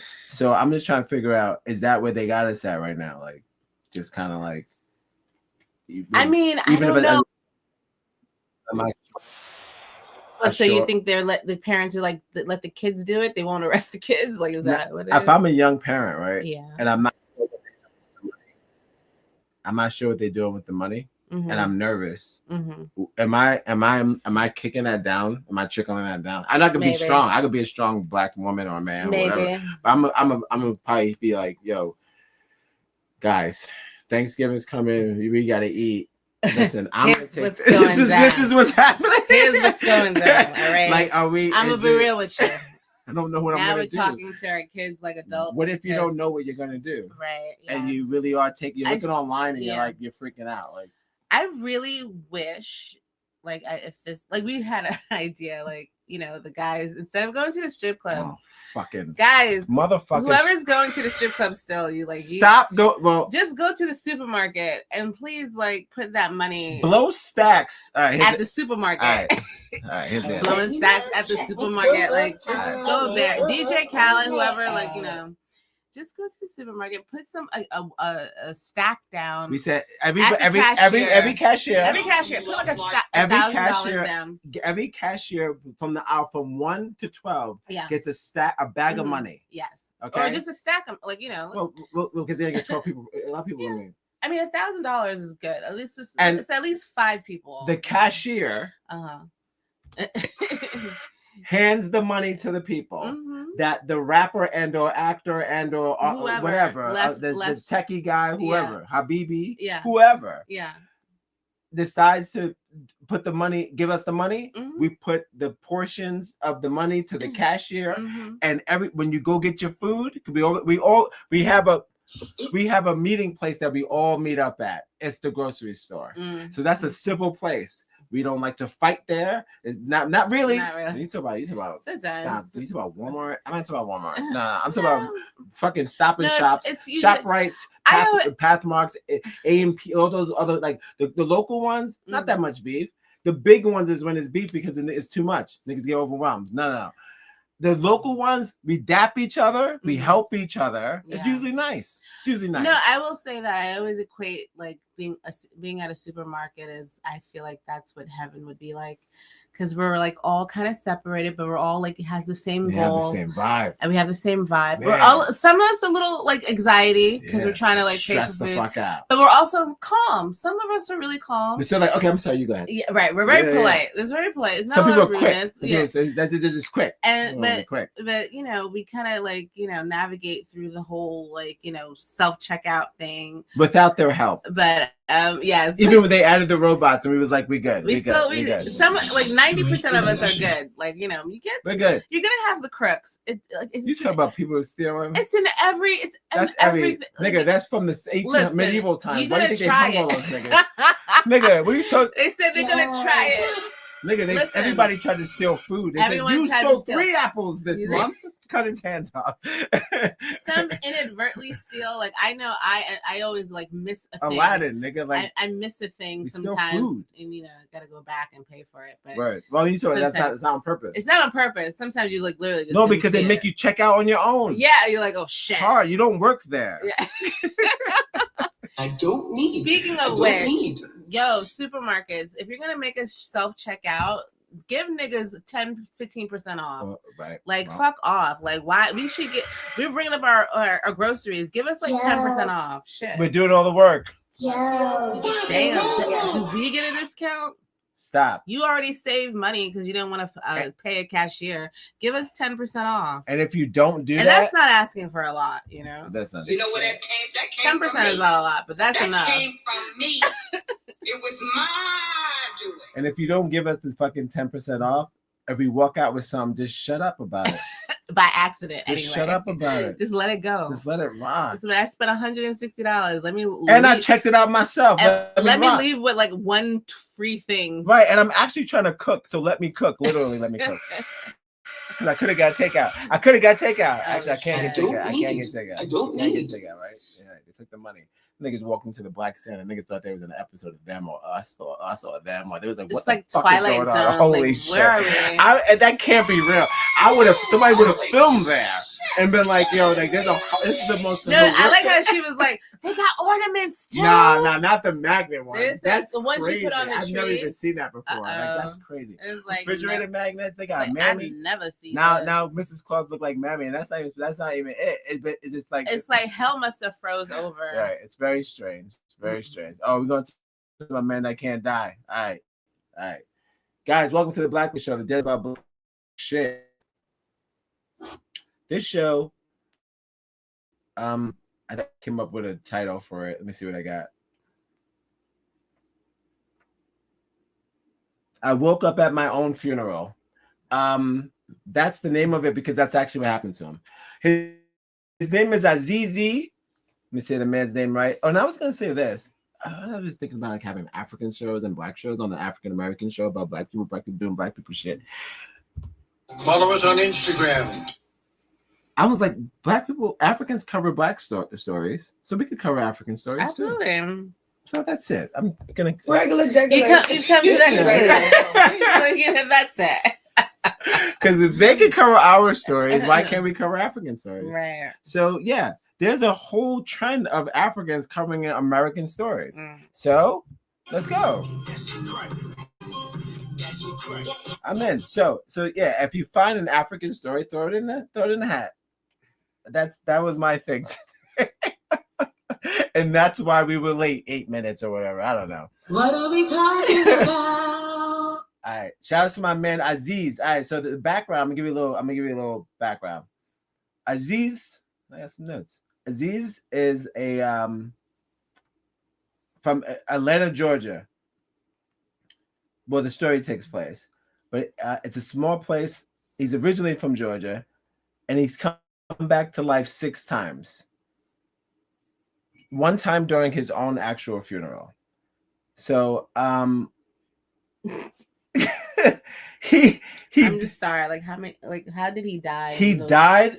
And you know, when you go to the comment section, the comment section is fucking lit. How was each death? Like, look, what 3.9 million views. Wow. Dude, somebody wrote, yo, the way this family did him was dirty. They set him on fire. Wait, what? Them burning him in the house is so unhuman. It broke my heart. Who's here from the Dylan page? Let's never go funny from this man. He deserves a better life. Nigga, this nigga is like immortal, but we don't know what to do with him. This perfect example why you're not supposed to die before your time. I didn't watch the video. What do you mean they set him on fire? Now I'm not gonna say most black, not all black people, but you know, superstition. So what if they thought like this nigga was cursed? Remember Frick? I'm not gonna say anything about Frick. Nothing about Frick. We need his blood.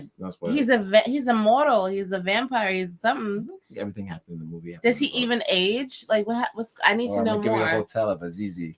Azizi, baby. He's like, I'm immortal. They won't listen to me. Stop burning me. All right. Guys, welcome to thanks for watching the Blacklist show. We're gonna get to our third moment for the last. Third story of the night. Yeah. All right. We did it. We're almost there. All right, we're almost there. We're fucking wrapping up. I'm caught up in the shit. We start the shit. Can't stop the shit. We finish the shit. I'm in the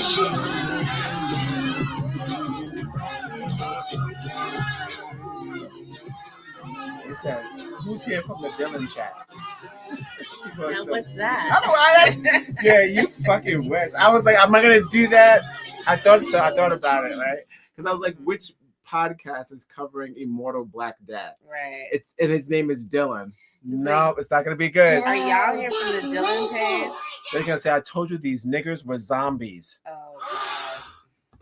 You've got to love life to have life, and you've got to have life to love life. This is 720p. I do Negroes on Spotify. Wait, it's what? Say it again.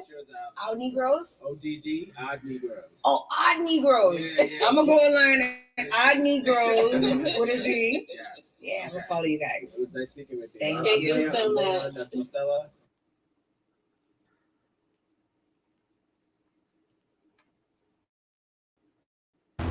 This man will never die.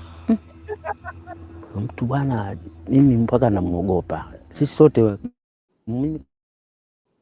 I kid you not. He has died not just once, twice or 3 times, but 6 times and came back to life. Baadhi ya watu wana kauli ambayo ya kusema kama bwana yule anaweza kuwa ni mchawi mkubwa sana hapa. Finally, there was a day when people, greatly concerned and considering him a problem, burned him in his house to see if he could finally die. Guess what? He was burned and couldn't breathe because of the smoke. He died that day, but here I am with him today. How is this possible? I saw it with my own eyes. We had come to bury him, but just before the ceremony started, he came out of the coffin. This wasn't the only time. Even after that, he continued to cause confusion because there were other occasions when he died and came back to life. Yeah, they run away from serious accidents, illnesses, and other incidents. This man has died multiple times. Each time his family and friends gathered for his funeral, but on the day of the burial, the man would come back to life. I feel life continued, but I felt that there was something wrong with my life. Every time I died and came back. Like after the 4th kid, I'm not coming. Like, oh shit. That's enough. Hold on. Are you saying fool me once? Not even fool me once. Like fool me 3 times. Like how many funerals do I have to go to? Like nigga, like I'm not coming back. You're like, no, this one's for real. I think after the 3rd one, I'm done. I don't believe it after the 3rd one. Same thing applies to babies. Like if you're gonna keep having kids, that's your business. After the 3rd one, I'm done. After the 3rd one, I kind of get it. I get it. I get it. So it's like strong. Yep, I understand. You don't keep going to the funeral. It's like he died again? Wait, do I wear the same thing or do I wear something else? Oh, I'm not doing any of that. Very good question. Speaking the lesser of the evil. Let's been hearing that a lot. So yeah, my man said that. I'm sorry, not Georgia, Africa, Georgia, but it's all good. Listen, every doctor misdiagnosed him, couldn't figure out what's going on with his bones, why he kept coming back to life. They have nicknamed him the Phoenix because he keeps rising.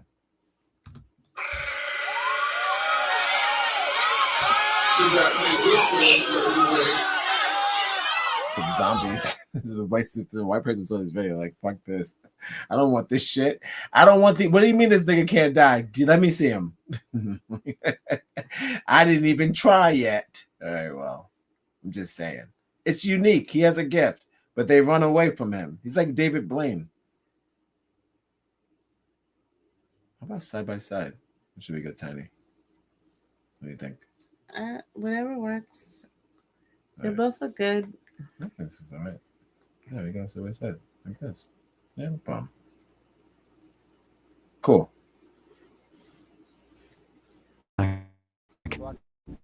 My body felt very strange. Because of the many witches in our area, people started treating me as if I were a witch.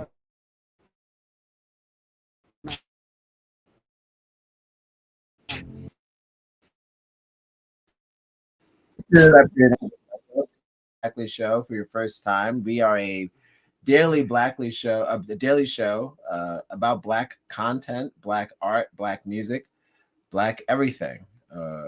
It'll probably switch off into different continents now, but we're gonna keep it Black. And if it makes you feel Keeping it Black on the daily. Keeping it Black.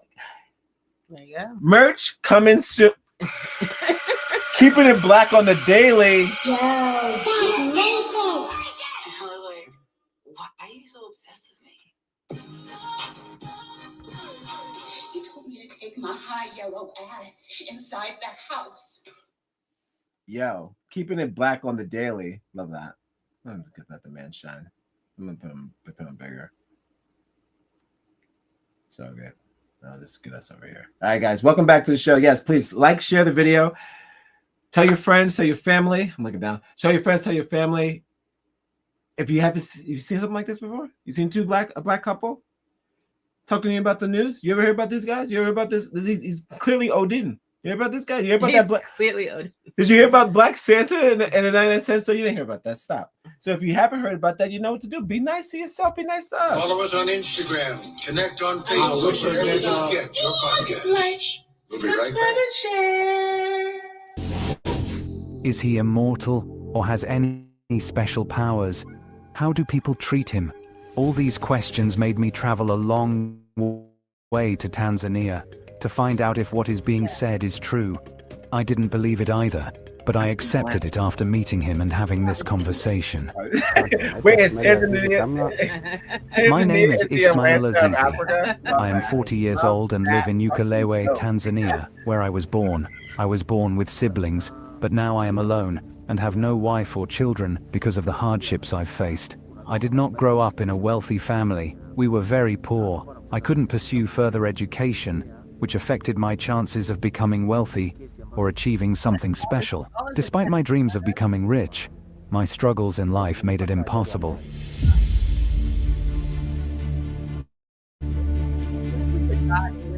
Because he grew up in a difficult environment, he had to face life and work hard on his own, since there was no one to provide everything he needed. He couldn't rely on his parents, siblings, or family due to their limited resources. Day after day, he worked very hard to survive. However, as he grew older, life's challenges became even more demanding. The problems I have faced in life are numerous because each one was related to my circumstances, and I had to deal with them. To find myself living as you see me today, there was a time when I was at work and had a very serious accident. Everyone who saw it thought my life was over. They took me to the hospital in critical condition, and when we arrived at the hospital, the doctors told my friends and relatives that I was dead. My brothers and other close family members had already accepted that they had lost me in the accident. They took me to the morgue. I didn't feel what was happening before, but I woke up again, feeling very cold. Fortunately, the morgue wasn't closed, and it was a place where people were laid, not locked in a box alone. When I got up and walked, I wasn't fully conscious, but I saw everyone staring at me in shock. Soon, my family came to pick me up and take me back home. This was shocking news to see a dead person come back to life, something usually only heard of in books. On one hand, the family was happy because they saw Ismail alive again, but on the other hand, it was confusing and caused great fear among people who knew much about his funeral, which had already been prepared. When we got home, I found a lot of people. Oh wow! So many people. And what are their funerals a week, right? Like they do the mourning process. Again, 6 times. That's a lot. I'm after the 3rd one, I'm done. I'm not. They call me up again, like, oh, Ishmael died. Nope. You know he's gonna come back. I'm like, he's coming back. I'm looking at this. If this is just a way for us to get together, just have a family reunion, guys. If y'all want us to hang out, that's Just all you say have it. to say. That's all you have to say. You don't have to do these funerals over and over again.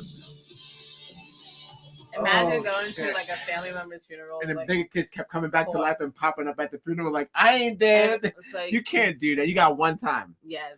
Well, one time to fake die. Maybe 2. What, to Weekend at Bernie me? How you go? No, you got one time, nigga. No, that's it. So you're like once and that's it. No, you can't Weekend at Bernie. I know there's like how many Weekend at Bernie's, bro? You got 2. You got 2 Weekend at Bernie's. 3 chances for me. I'm maxing at 3. Yes, all right, fine, fuck it. You got that. No, you got that. No, you got that. No, you got that. That's one is enough. Now you got that. And as many as Weekend at Bernie's there are, that's how many you got on me. That's it. You 2? You got what? You know what? Does anyone remember Weekend at Bernie's 2? It's like, how did they make a sequel? Weekend at the Blackley Show, episode 4, Weekend at Bernie's 2. Does anybody remember what happened? How were they able? How was his body not like badly decomposed? It was all a dream. Yeah, they made a sequel. Whole dead body. Shit. Yeah. He was hip hop in this song. He put his hat to his side. Yeah, we gotta watch this again. Mm-hmm.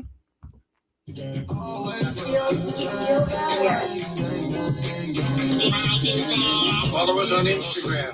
Connect on Facebook. Wherever you get your podcast. We'll be right back. It's absolutely free. If you have the internet, it's free.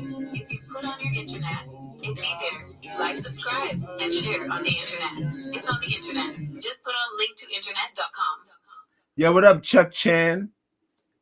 Shout outs to the Wolves' new album out right now. New single out right now. Whole project is awesome. Shout outs to Sega Genesis. Oh, and I wanted to give you a shout out. I don't even know if that's you on the intro.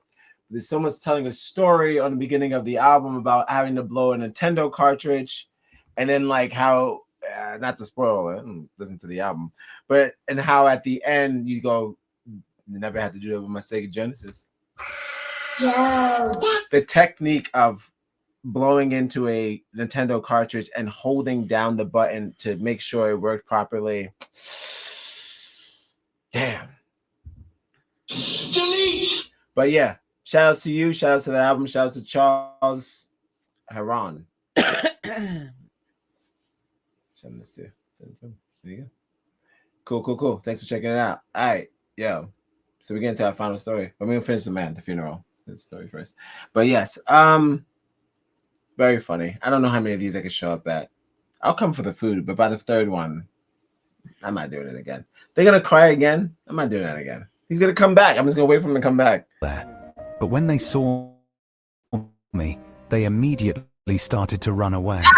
They had already begun the funeral rituals because everyone had accepted that I was dead. People started thinking I was a ghost, which is why most of them ran away as soon as they saw me. After that, life went on, but people didn't believe I was a real person. Instead, they all thought I was a ghost, and some even feared me because of what I had been through up to that day. Sucks. That's what gods feel like. You know what I mean? Like, how do you... It's so easy to become a podcaster with Riverside. You just need a concept.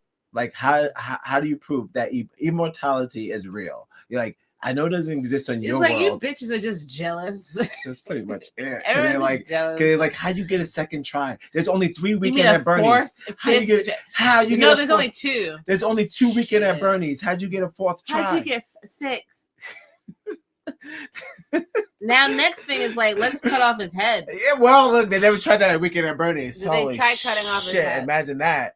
I don't condone any of that violence. No, why you trying to bring back Guillermo del Toro's Weekend at Bernie's? Imagine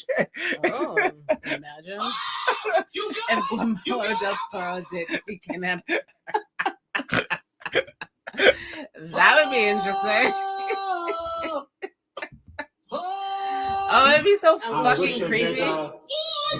It's not as cool as it used to be. No, it's not cool. It's very gothic. It's very dark. Fucked up. And it has something to do with like, what is that disease called with the people like sleeping with the or the dead bodies? Like it's called like necrophilia. The movie's about necrophilia. No, because who likes kicking it with dead bodies? Oh those two teenage boys were necrophiliacs. So that's kind of what that movie was about, low key, high key. But the Guillermo del Toro version is about two necrophiliacs. You guys, that's fucked up. That's that's hilarious though. I'll watch it. You know it. You know it. Holy shit. The problems kept coming his way, each bringing a new challenge and creating confusion and fear in those around him. The events that followed the second. At that time, I was suffering from malaria. I had been very sick for days at home, and no one took care of me. When my condition worsened, people finally took me to the doctor. The illness had advanced, and I was in a bad state. The doctors declared that I was dead. My family immediately prepared a coffin for me. However, as soon as they placed me in the coffin, I woke up and realized I was alive. They couldn't believe it, because this was the second time it had happened. They brought the doctors to verify that I was alive. Even my parents couldn't believe that someone could die and come back to life more than once. This made me suspicious as well. And because of the many witches in our area, people started treating me as if I were a witch. It was like, yep, corpse, lock it up. My name is Almansi. I was born here, and I know that man very well. His experiences are so frightening that I am afraid of him myself. What you have heard is not a lie because I saw it with my own eyes. We had come to bury him, but just before the ceremony started, he came out of the coffin. Everyone there immediately ran away because it is terrifying to see someone you know is dead come back to life. This wasn't the only time. Even after that, he continued to cause confusion because there were other occasions when he died and came back to life. I finally reached a point where I started wondering who was responsible. For the third time, we were on a trip when our car collided with another vehicle carrying fuel, and I went into a coma. This happened at different hospitals, and even the doctors started to get scared because I had been in front of them so many times. They began treating me as if I were a witch. I returned home, and life continued. But this time, I was living alone because my family was far away. It didn't end there. The following year, while farming, I was bitten by a snake. With no one to help me, I went to the doctor only after the poison had spread throughout my body. It didn't take long for me to die. This time, my family came back because I spent 3 days in the morgue, which was longer than I had ever been dead before. This time, many people, including his family, believed that he was truly dead. They gathered again and planned his burial. However, the day they went to retrieve his body from the hospital became the most horrifying day of their lives. His old friend recalls being among those who went to pick up the body that day. Often when I think about what happened that day, I feel scared again. We all thought it was over since it had been 3 days. We went to the morgue to bring him for burial, but we found him looking alive. Some of us were in shock because it was hard to believe, but we saw it with our own eyes. It didn't stop there. Months later, he fell into a toilet pit and was taken out dead, but then he got up again. Everyone ran away in fear, and now, whenever we see him, like Mr. Bean, he just keep dying. He's Mr. Bean, but also like Superman. Yeah, he fell into the toilet. He fell into the toilet. They said the pit. Yeah, these countries got the toilet pits. Got a lot going on. Need a hand? How about a banana? You don't know. Now, no one makes it out the toilet pit.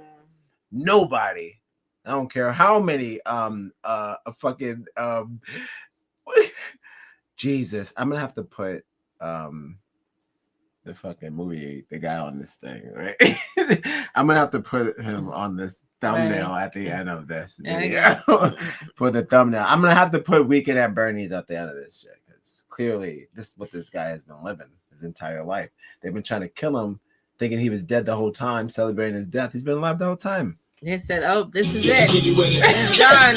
Why do they keep writing Got him. Guys, don't write people off. Okay, let them live their life. You got to love life Holy to have shit! life. Keep trying to kill the You man. got to have life to love life. Stop trying to kill the man. Funny. All right, let's get back to the men then. All right, we ain't got all day. We almost done. Saying that I was no ordinary person and could not die unless God willed it. One thing that might explain my situation is a family story I heard. My grandfather once died and came back to life. The family of the immortal. Today, he lives a solitary life, doing everything possible to survive in a small old house, with no neighbors or anyone around him. He takes care of himself and does all the housework alone, without any help from relatives or friends.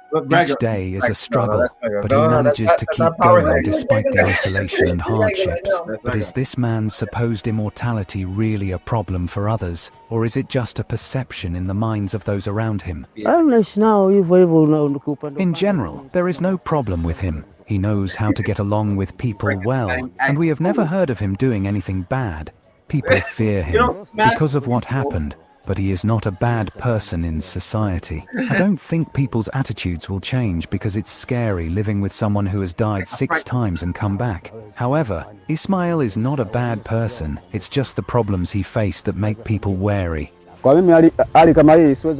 thing I can say is that I don't regret being like this, but I worry that I won't die because every time I die I come back. I don't enjoy living like this anymore because I don't get the same opportunities as others. People are afraid of me, so I can't get a job or earn money like others. I consider dying and coming back to life as God's grace.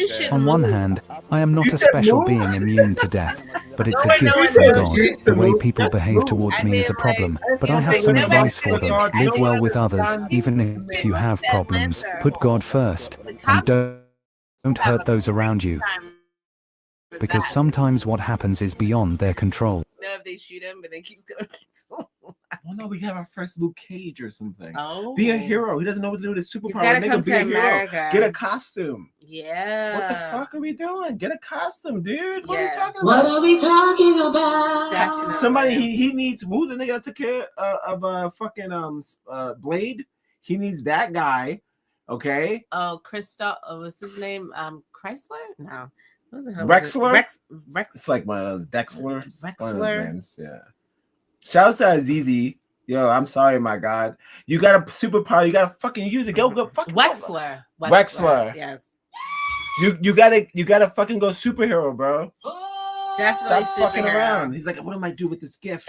Are you out of your fucking mind? Save people. My Lord, get this man some Wi-Fi. This nigga need the internet. Hack him into some computers.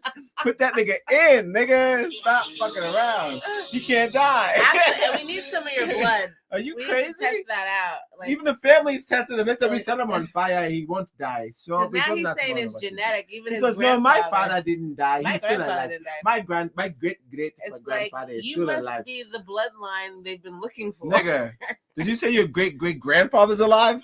How?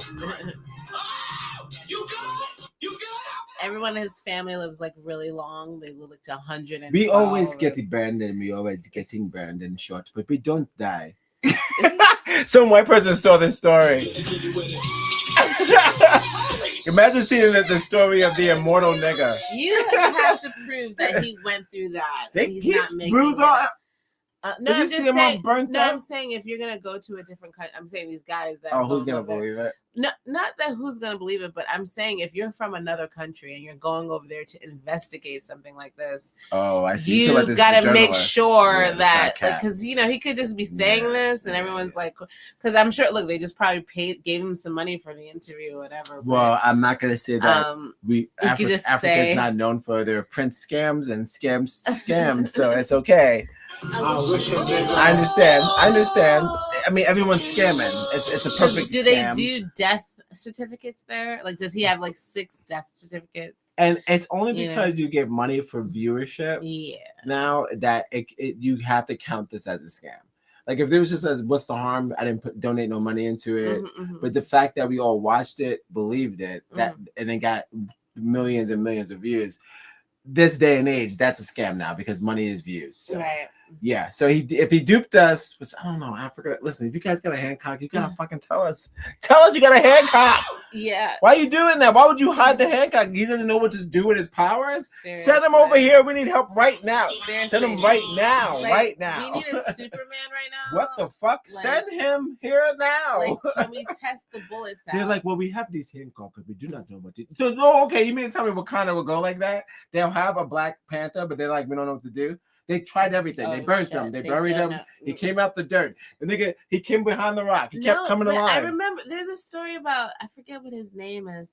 And they said this happened to a guy, like I don't know, it was one of those conspiracy theories thing. That kept coming back to life? No, right. He was supposed to be like another Christ-like figure.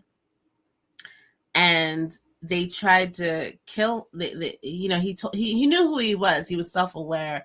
And he said, oh, I'm this and that. And then they like tried to kill him like 4 or 5 times. Like they beheaded him.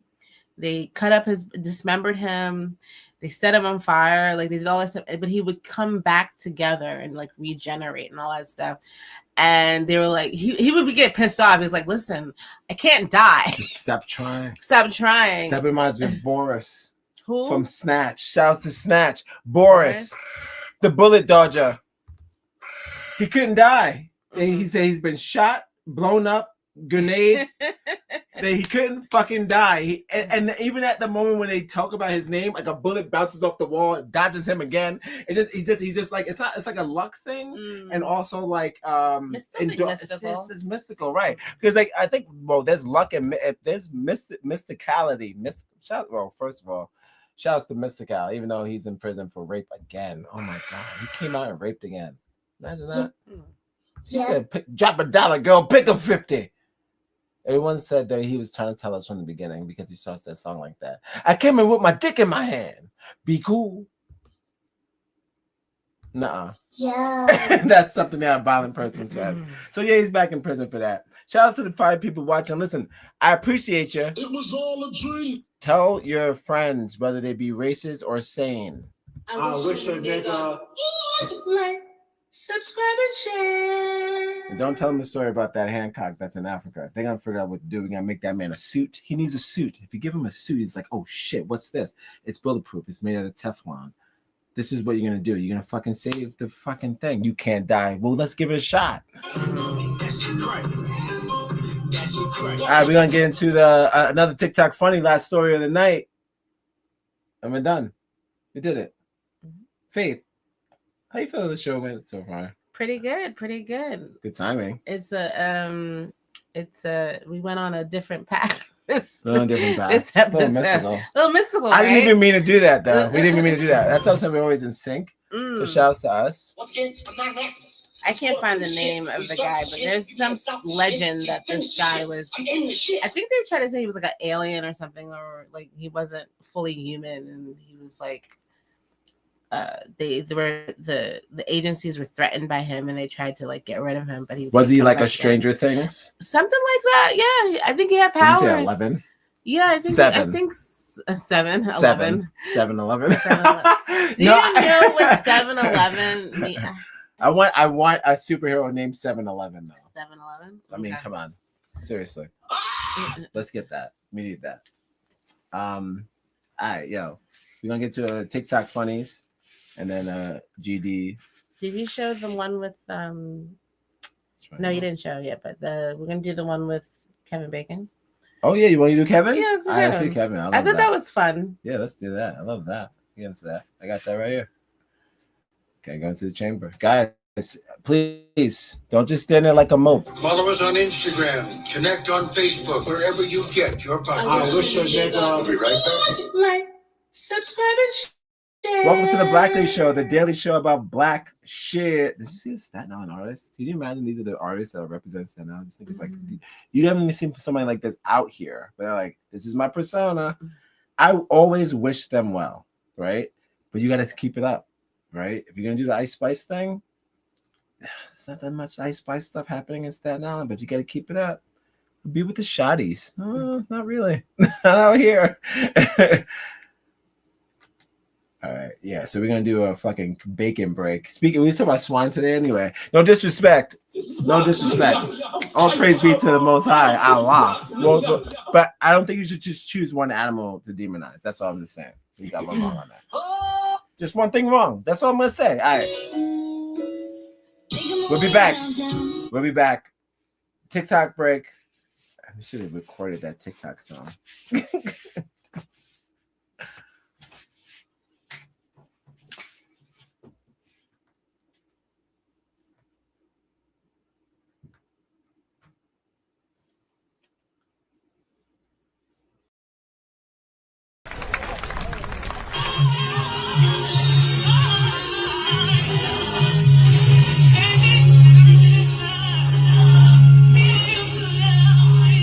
Welcome to the Broccoli Show, a daily show about black shit. And here's your host, Faith and Evans.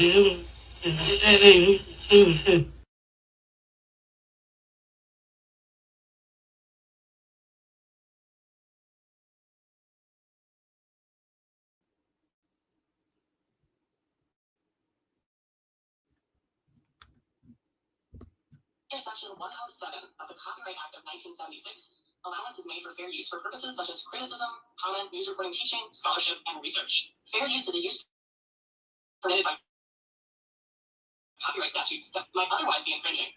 Nonprofit.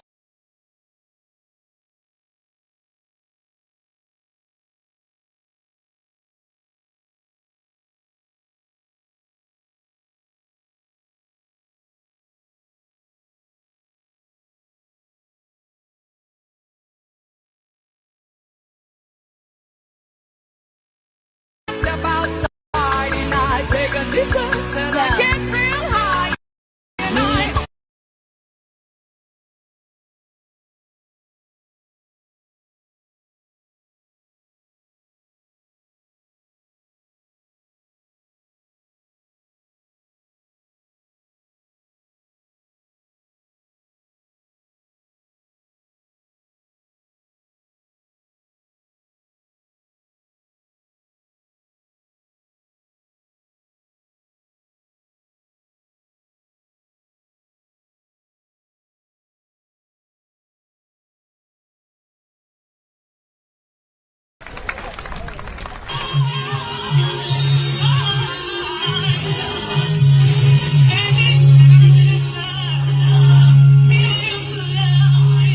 Welcome to the Broccoli Show, a daily show about black shit. And here's your host, Faith and Evans.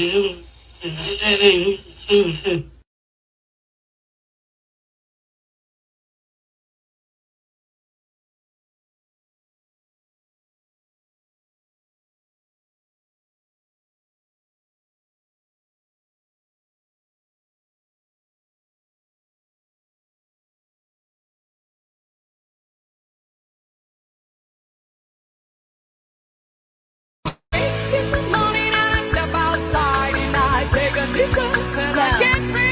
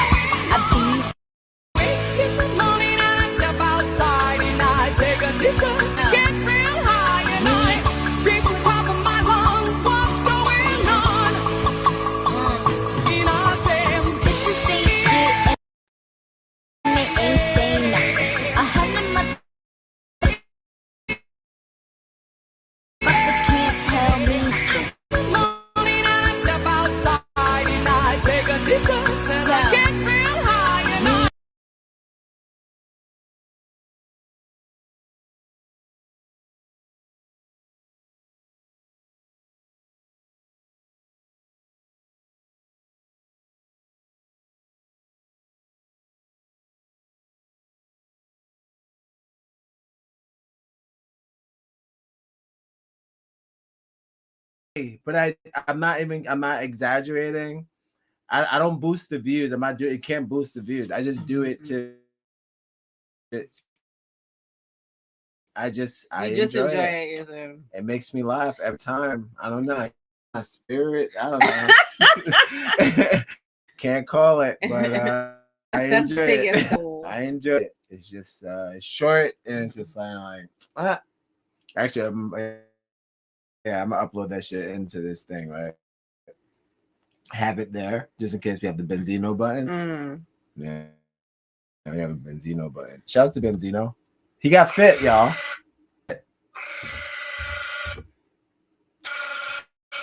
You've got to love life to have life, and you've got to have life to love life.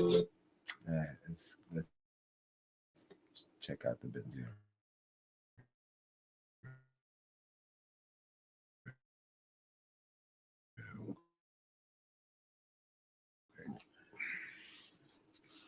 Let's see. Yeah, they just told us that they got a superhero. They don't know what to do with them. I don't know what they want us to do with that.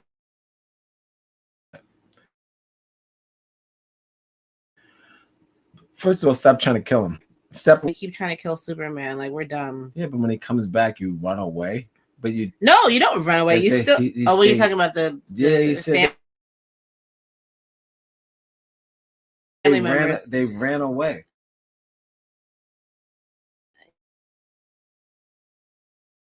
Yeah, I don't understand what happened. What happened last time? He came back. Actually, I'm like, I'm home the bag. What? So wise. You escape? Yes, sir. Everything. Do they even ask when anything? What happened? And you ask him for advice? Give him a suit.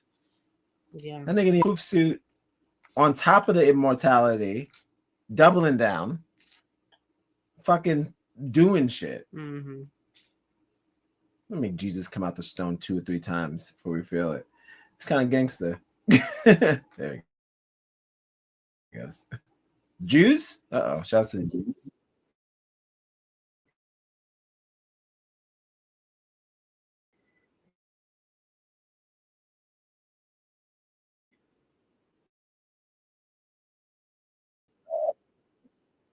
Well, don't you dare. Don't you dare. Don't you dare start without. Like some make bait. He'll make fun of me. He'll be like, nigga, I've been working. He actually talks like that too. Nigga, I've been working out. I need to be the owner of the sauce, nigga. What you do? You're right, Benzino. But then why would you come out right after this nigga's death with this video though? Oh, it's kind of spicy. People weren't even upset because nobody even watched it. Black women didn't even give a shit. They didn't even this happened. And he made it for them. For the ladies. Like, we're good.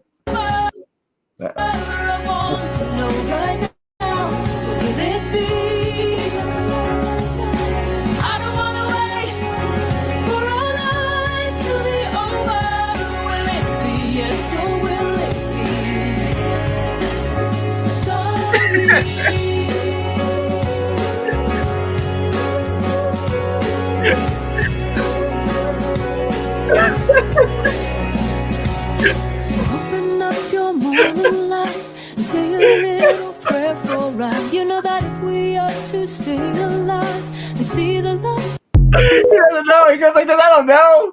Are we gonna stay alive? Oh, wait for the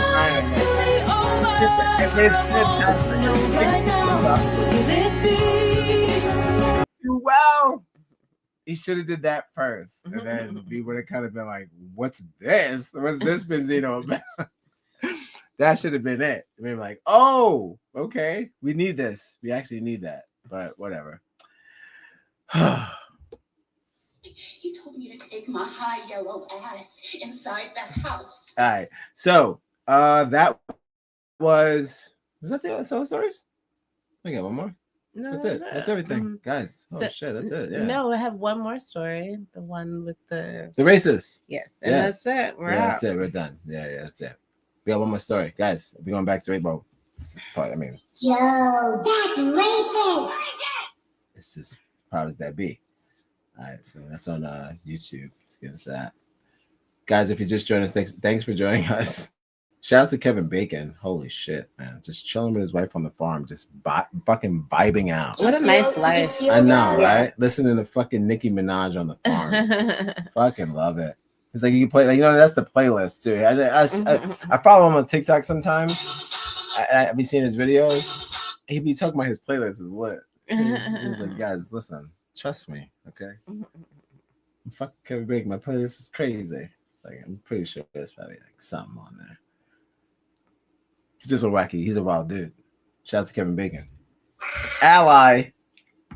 Legend. Just gives Ally vibes. Legend.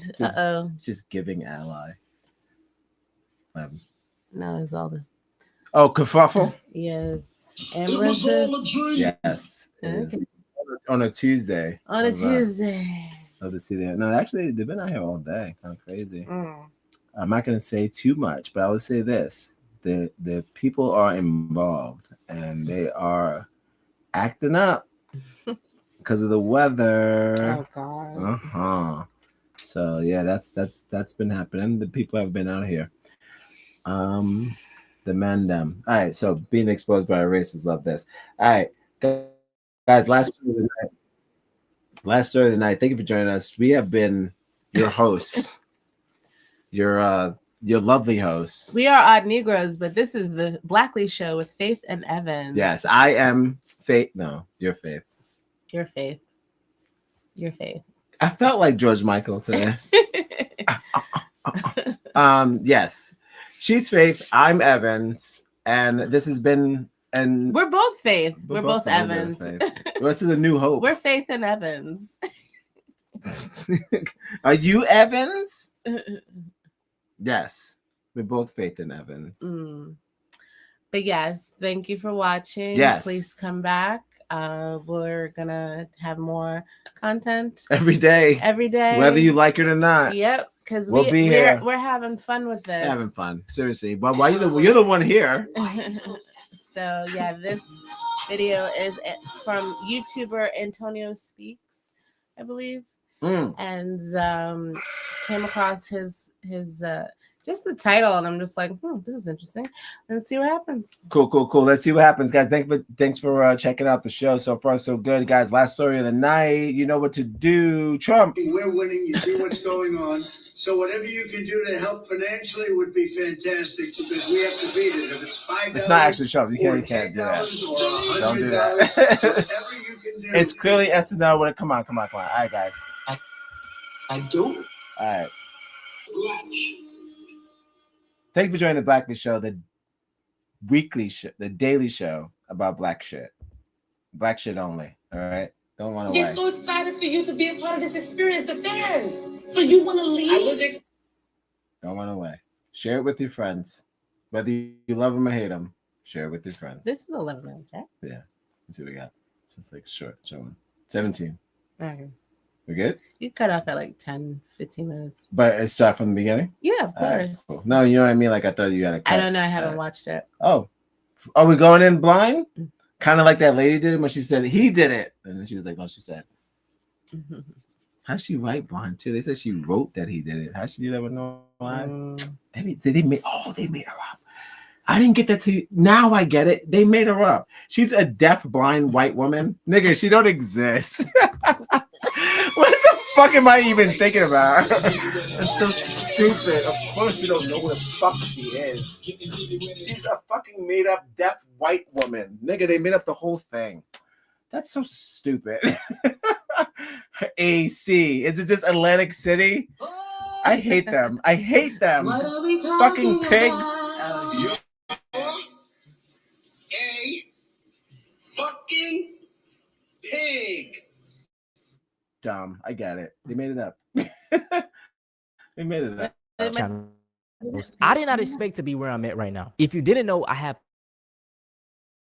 2 different channels. Antonio Speaks, which is my main channel. It has over 80,000 subscribers. And then Antonio Talk. Really fast and to the point. It's just more based, less edited, more raw. I made the Antonio Speaks channel in July, and I made this channel in August. Now, let me tell y'all the reason I made these channels. Back around June, early June, late June, I started getting hit with a lot of political content on TikTok out of nowhere. First video I seen actually was Charlie Kirk. He was talking about 1350. Blacks make up 13%. I like this guy so far because he reminds me of the white guy we used to watch. Not Joe. What's his name? Philip DeFranco. Philip DeFranco. Now look, so now talk fast, right? So but politically too now, right? Mm-hmm. So now Philip DeFranco being the OG of the internet, blah blah blah. If you know, you probably know who he is if you watch the internet in general. Mm-hmm. But so he got bought and then sold, and he's a whole different dude now. Mm-hmm. But like, imagine having a black Philip DeFranco. Mm-hmm. I like his delivery. That's the Mm-hmm. whole thing. Like you put me on to him, and I like his delivery. Mm-hmm. I think it's fast, it's solid, and he has a flow. Mm-hmm.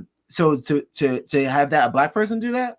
Yeah. Same kind of thing. Yeah, I'm into it. He's giving me that, and he's doing well. So shout out to him. The population with 50% of the crime. The video had millions of views, hundreds of thousands of likes, and when I went to the comment section, people were just talking about how bad black people are. I started getting hit with black fatigue videos, and you know, it was just like, man, it was just getting to a point. Like, as a black person being online, it's really draining.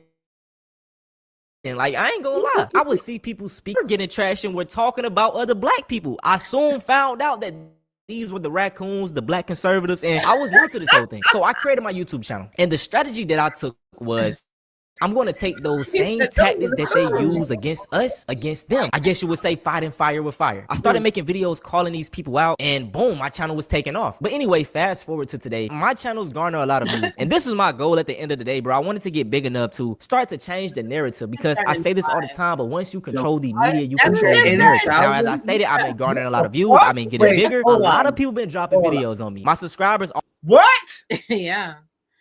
He said he just started in July. It's November. He's got 80,000 subscribers, 6 million views. I'm like, okay, that's guys. What the fuck? What do you want? He said July. Mm-hmm. We've been doing this since 2022. Mm-hmm. You guys get 2022. Get your shit together. Oh, you nasty bitch. Guys, fucking share the video. Stop watching it by yourself. Don't be a freak. We don't make introvert work. How do you make introvert work? Fuck. Well, I'm not mad at him. I hate him. But God damn, that's quick, huh? Fuck. 80,000? That's like a small town. That's like the size of Minnesota or some shit. Fuck. He has like all of Minnesota just. Did you feel that? Yeah. He's rich. So, even if you get like a quarter of those donations, he's doing well. Good. It was all a dream. All right, that's us next. So we up. The Blackley Show. Back to the Mandem. Damn.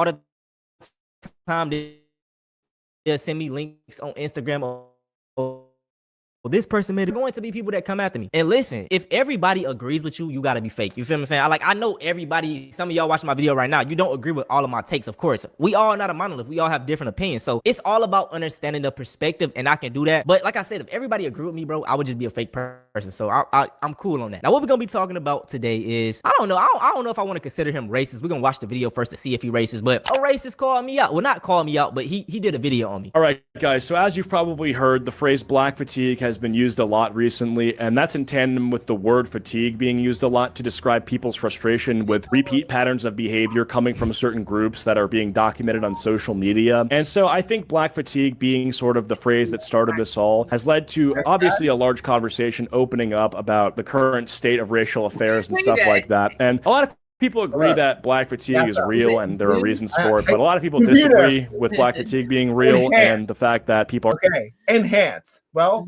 we got a Resident Evil poster on the wall. That's Leon back there. Shouts to me. I see Leon back there. He loves Resident Evil, so he's not racist because he likes Japanese people. Most white people don't fuck with none of it. You know, I mean, if they're that racist, Black people, they go no chinks. Can I say those words? I'm saying it in a historian and like in a hypothetically, in like their voice. in their voice. I'm and white tense. In white tense. It's white context. Yo, so he got one of the biggest Japanese franchises of all time on his wall. I'm gonna say a to-do list. That's his vision board, and then he's got Pokemon down there. So can you be racist and love Pokemon? Is that real? The literal theme of it is that you have to stick together and we have to get through this together. That wasn't my question. I asked, do you think he knows Black people in real life? He might know them. He doesn't talk to them. Not in the chat. Like, does he have Black friends? Only in chat. Co-workers? Only in chat. Like, not in real life. Co-workers. He works from home. I'm just saying, like, you know, you have all this thing with Black people. He wants to be his friend. Just reach out to Antonio. He would. He's like, yo, hey, what's up? I know he played games too. He looks like a gamer. Yeah, they're both gamers, introverts, doing the same stuff. Like, just be friends. Okay, continue. I want to. Are you even saying Black fatigue? Black fatigue isn't real. In fact, they gentrified the real meaning of Black fatigue. Black fatigue to them is just finding these cherry pick situations of Black people acting out or doing something bad. Like I stated, you could do this for any group. White fatigue, most definitely. Even going back, he talking about noticing patterns. I mean, everywhere white people have went historically, there has been, you know, mass killings, mass rapings, come on. If you want to talk about noticing patterns, we can do that. Also, like I said, with the, fatigue is a bigger problem than the so-called issues with Black people. So I don't know. But anyway, I saw this video called White Exhaustion. And in this video, one of my videos was featured, I guess, to bring up a point how Black fatigue is being used a lot. And so, yeah, this guy's name is Antonio Speaks. I thought we would take a look at this video called White Exhaustion because I guess he's fighting fire with fire thing. Coming for white people. Y'all hear that? I guess he's fighting fire with fire. They don't like when you fight back. They want you to sit back and take it and be the bigger man. No, I say this all the time, bro. I guess you can say I'm a petty person, bro. When somebody go low, I go to hell. It is, hey, that's a crazy statement. But as Black people, we are always taught to, you know, forgive. Oh, get over slavery. Oh, just be the bigger person. It's always the reaction, but not the cause of the reaction. You get what I'm saying? It's nah, bro. None of that, man. Nah. Well, I have white fatigue. So anyway, let's take a look at this, and hopefully I will get to respond to some of his arguments. I did pre-watch this, and he does end up making some claims that I plan on debunking with facts and logic. Okay, bringing out the statistics here. So let's get into it. If you guys enjoyed this video, please be sure to leave a like. We're gonna need it on a video like this. You know, I mean, this is gonna be a controversial one. We're going into battle right now, so I need all the help. We're not going into battle, bro. We just reacting to videos. You know what I'm saying? Hey, I'm the type of person, bro. I don't have no animosity towards anybody. You know what I'm saying? Just don't be disrespecting me and my people. We good, you know? You can keep making your videos. I keep making my videos. It ain't that deep. We ain't beefing, bro. No. Show some love, and yeah, let's get into it. These teens are charged with conspiracy to commit a mass Columbine-style school shooting. Okay, so I'm gonna skip ahead because the first section of this video is him. Excuse me. He's gonna be like, no, like, first of all, this doesn't happen all the time. Like, this is bad, but this doesn't happen all the time. He's doing exactly what we do. When they was like, you know, she's like, he did it. We're like, no. First of all, let's stop it right there. Look at her. She's lying. This nigga's gonna say he's gonna cap for these kids. Clearly, all right. They said 8th graders. These are clearly 5th graders. Picking headlines in order to, you know, sort of. This is amazing. I've never seen anything like this. God, you've never seen anything like this. Followers on Instagram, wish you get on Facebook, wherever you get. Come on, you gotta keep them separated. Fuck. This guy's gonna tell this guy that he's wrong for critiquing the white people. How? Section of this video is him cherry picking headlines in order to, you know, sort of say that white people are violent when unfortunately we have to look at not the raw numbers, but dude, I'm just showing news headlines. Is this not what Black fatigue videos are? Cherry pick topics of Black people acting out that stand for the entire group? Is that not what all Black fatigue videos are? The jokes write themselves. They don't like when you use the same tactics against them. But unfortunately, that's what I'm gonna do.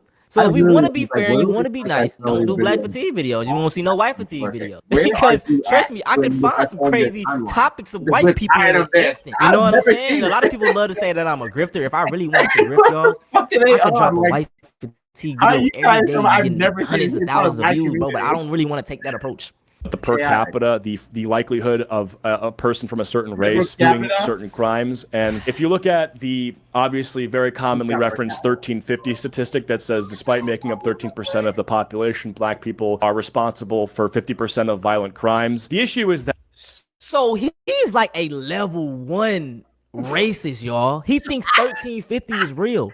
Let's quickly debunk 1350. I do this in every video. Black Americans make up 13% of the U.S. population. Yes, they do. But when they say they account for 50% of the crime, what they are referring to is the 2019 FBI crime stats. 2019, by the way, old as hell. But with this data, this is only referring to arrests, y'all. So arrests, not convictions. They didn't go through trial. None of that. I want to ask you this question. Which group of people are policed the most? Better yet, which group of people make up for 53% of exonerations? Black people. There is a obvious discrepancy between the size of the group and the likelihood for them to commit violent crime, right? And so even if you say white people commit more crime than black people, it's like, well, yeah, because there's more white people in the U.S. The issue is the likelihood. You are more likely to be the victim of violent crime by a black person, right? And so I think when people talk about... They used to be pulling that shit out there. Faith, shout out to you in this story for bringing us back around to exonerations and false arrests. That's great because that chart. I needed that chart. That's a good chart. Yes, that chart shows exactly. It's the when you see the number per capita. Fucking weirdos. Not all, but some. You're talking about arrests. Niggas been getting arrested since the 50s. They didn't really do anything. Yeah. So if that number sticks, that means that we've been arrested a lot. Even old women sometimes, like that. Even everybody. They always in the back of that fucking trolley. Right. More than any other race. Could you imagine? Now it's on your record that we look like we did that whole time. That sounds fucking crazy. It's a setup. Black fatigue. The reason they have an issue is that because they are a minority and they do a lot of this, it shows that there's a very clear imbalance that is, worth criticizing. But anyway, not to take away from this is terrible. I mean, these fucking idiots just said they were planning shit at their school. I mean, this is disgusting. Complete failure from the parents, the community, and from obviously the kids themselves. So, but anyway. The only way we're going to make America a better country for all of us to live in is if we address the root causes of these problems. America doesn't have a race problem. It has a problem race. So I skipped ahead there, but the only way we're going to make America better is if we get to the root cause of the problems. Well, what are the problems? I would say violence is a problem. I would say child abuse is a problem. Child exploitation is a problem. Now, the root cause of these problems would not be the actual race, right? Because I don't think being born a certain race inherently makes you more likely to be a child sex predator, right? I don't think that's how that works. If anything, the only thing that actually makes you more inherently likely to do that is becoming a Minecraft YouTuber. But getting into what he's actually saying here, if he's saying that it's an intrinsic thing and getting to the bottom of it means highlighting a certain race, then by his own... The pedophilia that is like in their community that happens a lot. He's saying, oh, I don't think it's that. Like, no, that stereotype is not us. I don't think so. That it's not about race. We started watching Dahmer and they were like, nah, that's cap. There's no way he's like that. There's no way he's that soft. He's not that crazy. We're not that crazy. Serial killing is not that crazy. It's one off. No, it's in your blood sometimes. You just wake up like that. You choose murder. No, this is him saying it doesn't start when it's young, where they show us in every documentary it starts when they're young. Nigga, they kill cats. Once they kill the cat and they pop them when they start young, and like you collecting said, bones. You look at patterns. Like, how many documentaries have we watched of serial killers? I've seen too many, and it's all a similar backstory. They do the same it's stuff. So it's like, yeah, you kind of build that up in your brain that like, hey, like white people are capable of this. Talking about the child, the sexual thing that we saw, and the uncle was a molester, and his father was molester, and they all molested each other. Oh, so wow, it was a fucking chain crazy. of like, come on, stop. A family of child Come on, they ran a chain on a boy. and they were all related. Like they would just. I don't think they molested anyone outside of their family. Not it was like just, they're not criminals like in the street. Yeah, no, like it wasn't any other people outside of the family. It was always within the just family. Within, yeah. Like the all brothers were molesting one another, and then but God knows what the then guy they who would did molest on tour, the he nephews. He was a Navy. He was an Army soldier. No one ever came he forward. Got AWOL, so I want to know why. No he one got ever kicked came forward saying that they were molested by them. No like, other it charges, was always within just the family. So it was you can't say it's not hereditary if it's in the home. Right. Well, that particular case. Well, I know not all, but some. All these things are not all, but some. But we do see patterns too. That's what we're saying. Right. That's yeah. So like you guys like to say real. stuff about us, but we see patterns with y'all too. So it's like, and then if you try to like sugarcoat it, like, oh, it's not really that bad. Like, I don't know if you should talking do about that. a couple pedophiles in Minecraft. That's not like, what we're talking about. No, that's not what we're talking about. Yeah, we're talking about like fucking child molestation. Yeah. Dude. Like, stop. Shows stuff we done shows about. No. That's y'all stuff. Like, stop. Yeah, Don't like, do that. Don't do that. Don't act like you don't exist. That's stupid. Like you got Dahmer, you got Bundy, you got y'all the best at that. Gacy, Stop. Y'all collect kids. Like, don't do that. All these movies are based off of real people. You try to throw niggas off the case. Michael Myers, like, so a couple of jerks went into a no, chat it's not room even that. and they showed their penis. A couple of jerks, boys being boys. He's like, I don't think we're inherently like, pedophiles. So like, why does it keep being inherited? I don't know. Passed down. I think, I don't think it's a tit for tat thing. I think I'm not saying us versus. I'm not. No. I think from them. I think that's how he's responding. It's like, oh, well, he's gonna try this tactic. Yeah, right. No, it's just really we're trying to be realistic. Like, if you guys want to come for us and say we're the most violent and we commit the most crimes, all right. If that's how you feel, but we also feel like you guys commit the most pedophilia. Who was the first people that turned a coup on their own country? Right. I'm just saying, you can go as far back as you want. Let them continue. Shit. Logic, the problem would be literally black people. That's not true. Meet Jim Monster 2. You're all-in-one smart. All of those that signs. To say this, he said, "He's like, it's still black people's fault. We all make crimes, but at the end of the day, it still comes down to black people." I love that. That's their math. Guys, again, we're almost done with the night. Thank you for joining us. We promised it wasn't going to be a long one, but we lie sometimes. But we're going to get it together. He doesn't want it's always.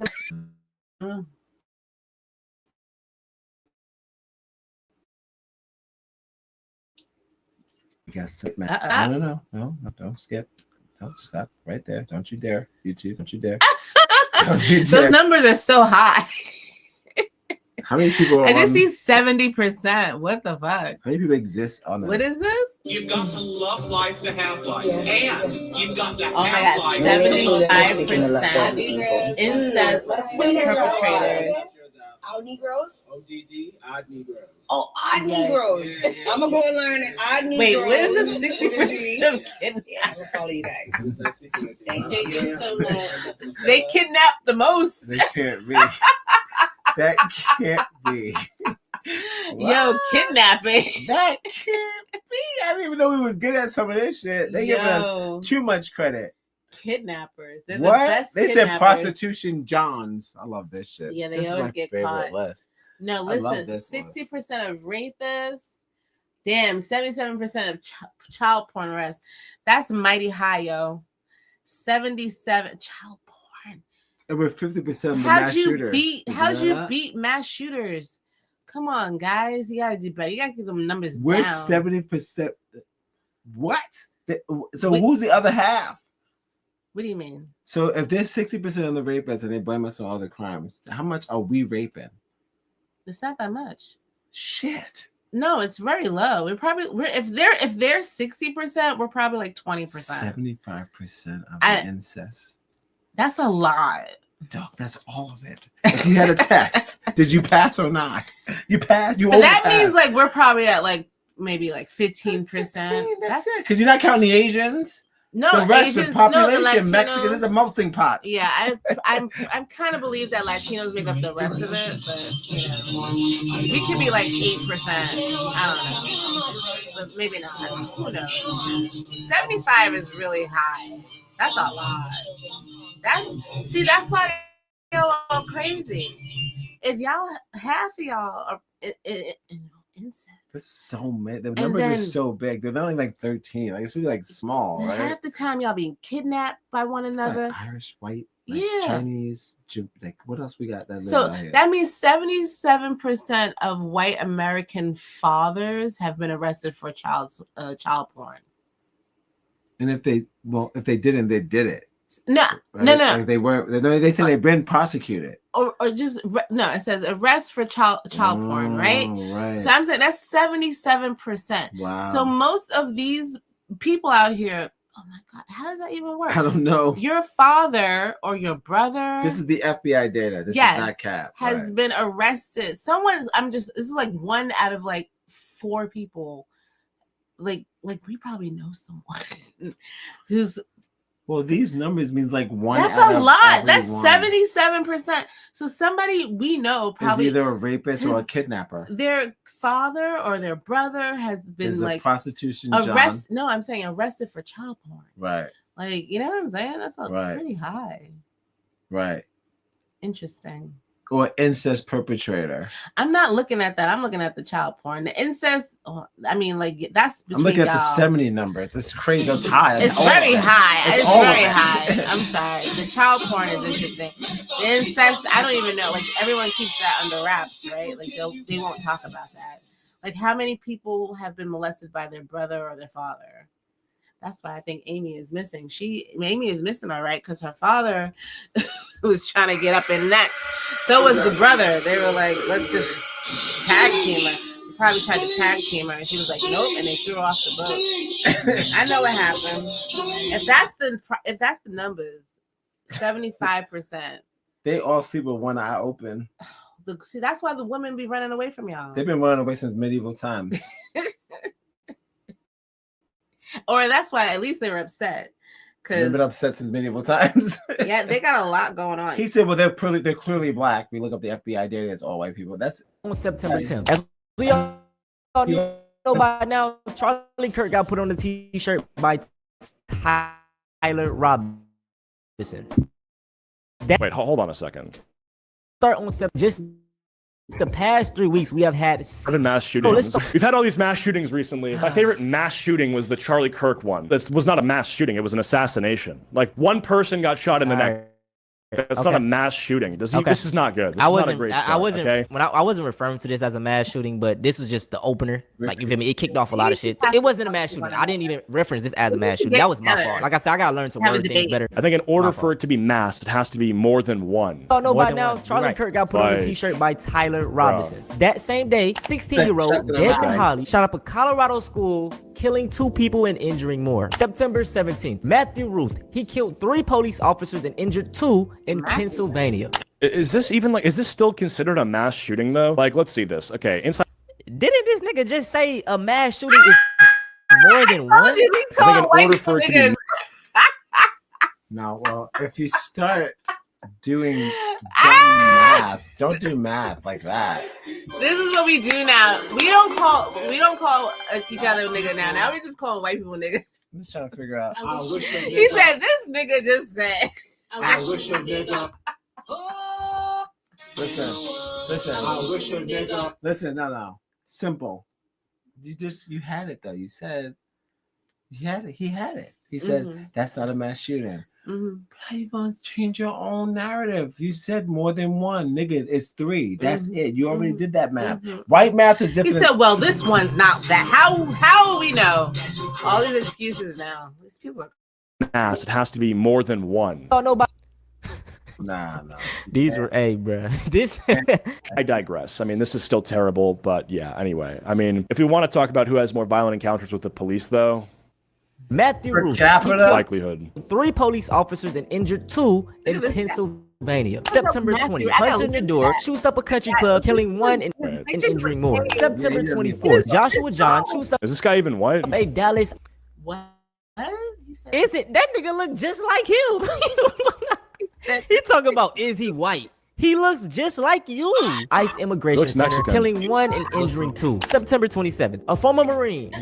But regardless, right? We can talk about all these individually and talk about how bad they are, or whatever. But this is the same thing he did at the beginning, where you're just cherry picking. This is like this is stupid because this is the opposite that what we do. That's so We funny. actually came up with a catchphrase that we're equally appalled when we see a black person that looks like us or resembles us. We said we can't just be like they don't do nothing. Black people don't do nothing. Yeah, no. We be doing some shit. We said that we be doing I some am shit. equally appalled. I swear that You gotta make a button for that. I am equally appalled. I said, listen here, white man. I'm also put that crazy man in prison.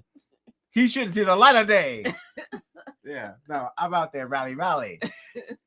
But dumb is dumb. You can't do this. You're AIing like life. Like you're AI in real life. That type of behavior. How you gonna alternate like real life history in broad, like in front of our eyes? Like now you see me shit. Gangster shit, man. Gangster shit. Breaks my heart. They think we're just gonna let that rock and he's supposed to sit there. I messed up one time. He messed up one time. They always do that. They capitalize the fact that they took the education from us, give us their dumb white books, then we have to read our own books, gotta catch up in poverty in the dark.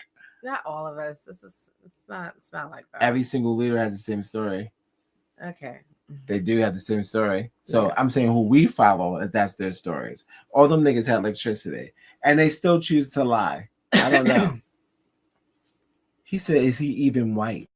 Now you're going to start doing what we do. No, we accept them. We go, that nigga is black. That's it. He goes, that nigga look Puerto Rican. Oh, now he does? He's Mexican. He look Mexican. Now they're Mexican? Now you're going to start. Now He you're said, nigga, that he look like you. Now you're going to give them back. Now they're giving them back. You see, they're traitors. Picking stuff, right? Like again, I could do the same exact thing where I just You did a black fatigue video. You did do this. This is what all black fatigue videos are. They're cherry picked topics. That is our point. Literally, he's proving. I'm getting worked up, and I didn't want to. This is why I didn't even want to watch this video because the mental gymnastics you have to have. Cherry pick these topics, trying to paint all of us as bad. But when we flip it on to y'all and it looks even worse, it's you're cherry picking, bro. Duh, doofus. That's the fucking point. And I love how he say regardless. Like it's just it's okay. Yeah, just brush over it. Yeah, we did bad things. You know what? But black people. What about black people? Nigel Edge kills 3 people and injures 8 at a waterfront bar in North Carolina. And September 28th, another veteran, Thomas Sanford, rams his truck into a Michigan church, puts it on fire, kills 4 people and injures 8. None of them were black, a Muslim, an immigrant. Bro, this guy picked out 8 white people and then said they're all white. Like, are you fucking kidding me? What you mean? These were the mass shootings that happened in September. What are you talking about? And like I stated, this is what black fatigue people do for their videos. So when I do it, now I'm wrong. But when he look, it just show you how one-sided their mind is, bro. He's like, yeah, out of the 8 white people I picked out, none of them were black. It's because you didn't pick out any black people. What are you doing? Who believes this shit? How does this have likes? This has 12,000 likes. This is insane. We waking. What you like? I don't. I'm getting mad. Let's just watch. I'm ready for this to be over. Yeah, out of the 8 people that I picked for an example, in the example that I picked, none of them were black. What? I have a problem with little kids. Man convicted of what in the team multiple times after giving her alcohol and drugs. Okay, I can't watch this anymore. He's gonna keep doing the cherry picking stuff that we've seen him do this entire time. So we have to reference the actual data. And then I got bad news. I have the FBI statistics pulled up on my second monitor here. So. He's using the FBI statistics like those are for arrest. But let's bring up the sexual crimes based on race. Let's do that. So this is based off in 2021. 57% were white, 16% were black, 12% Native American, yada yada yada. 74% of offenders in cases involving production of child were white. 53% of cases involving travel for prohibited, contact were white, and 27% were black. Per capita. Listen, per capita is just white people trying to skip over accountability. At the end of the day, raw data, white people on paper, commit more crimes. The army kept him facing more than 40 charges of sexual battery on a child, manufacturing child, you know what. All of these happened in September, and these are just a few examples. I could go on and on. And you know the crazy thing about all of this is that there is literally no outrage going on about these events. You see, when a white person commits a crime, they are so quick to put them in a subgroup. It's either the liberal, a Republican, transgender, or mental problems. But guess what? When a black person commits a crime, it's black fatigue. All of y'all are bad. So it's well, I think the issue is that it's not just when one black person commits a crime. It's when there's a repeat pattern of behavior that is exactly the same way. It's a repeat pattern behavior of all these white people touching on little kids. So by his logic, when I go out in public and I see a white man, I need to clutch my children and go the other way. Listen, when they say these things, it doesn't work in the same favor with them. You know what I'm saying? If I'm in a public area and I see some white boys, I might need a goddamn dip out of there. They might spray it out by their logic.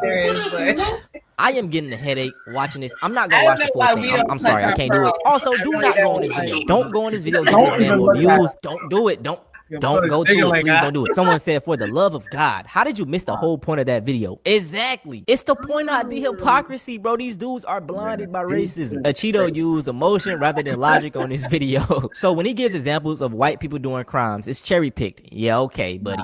You were better off just not responding to this video at all. Exactly. LOL for the white crimes is, I mean, it's terrible, but let's move on. Exactly. Bro, if you're racist, just say that.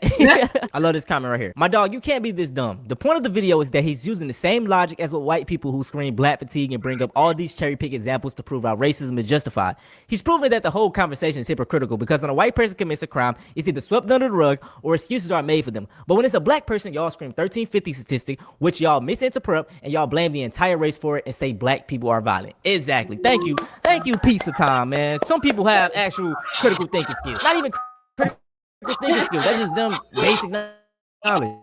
All the points Antonio made flew across Cheat's head, but I guess that's how it is when you're coming from a place of privilege and can't relate to the struggles of the other side. LMAO, notice how he immediately skips past the parts explaining the fatigue. Exactly, man. And look, everybody is just on my side. I appreciate y'all for real, dog. Real talk. Y'all some real niggas. Now, what I want to address now is this dumb theory I came across on someone's video about me. So someone did a live stream, Mr. Z. He said the pro-black white night pill and Antonio talk. And this is my video when I said red pill aren't for black men. And like I say this all the time, bro, I don't really want to talk down on black women because they get a lot of hate already. While I do understand there are problems with black women in the black community,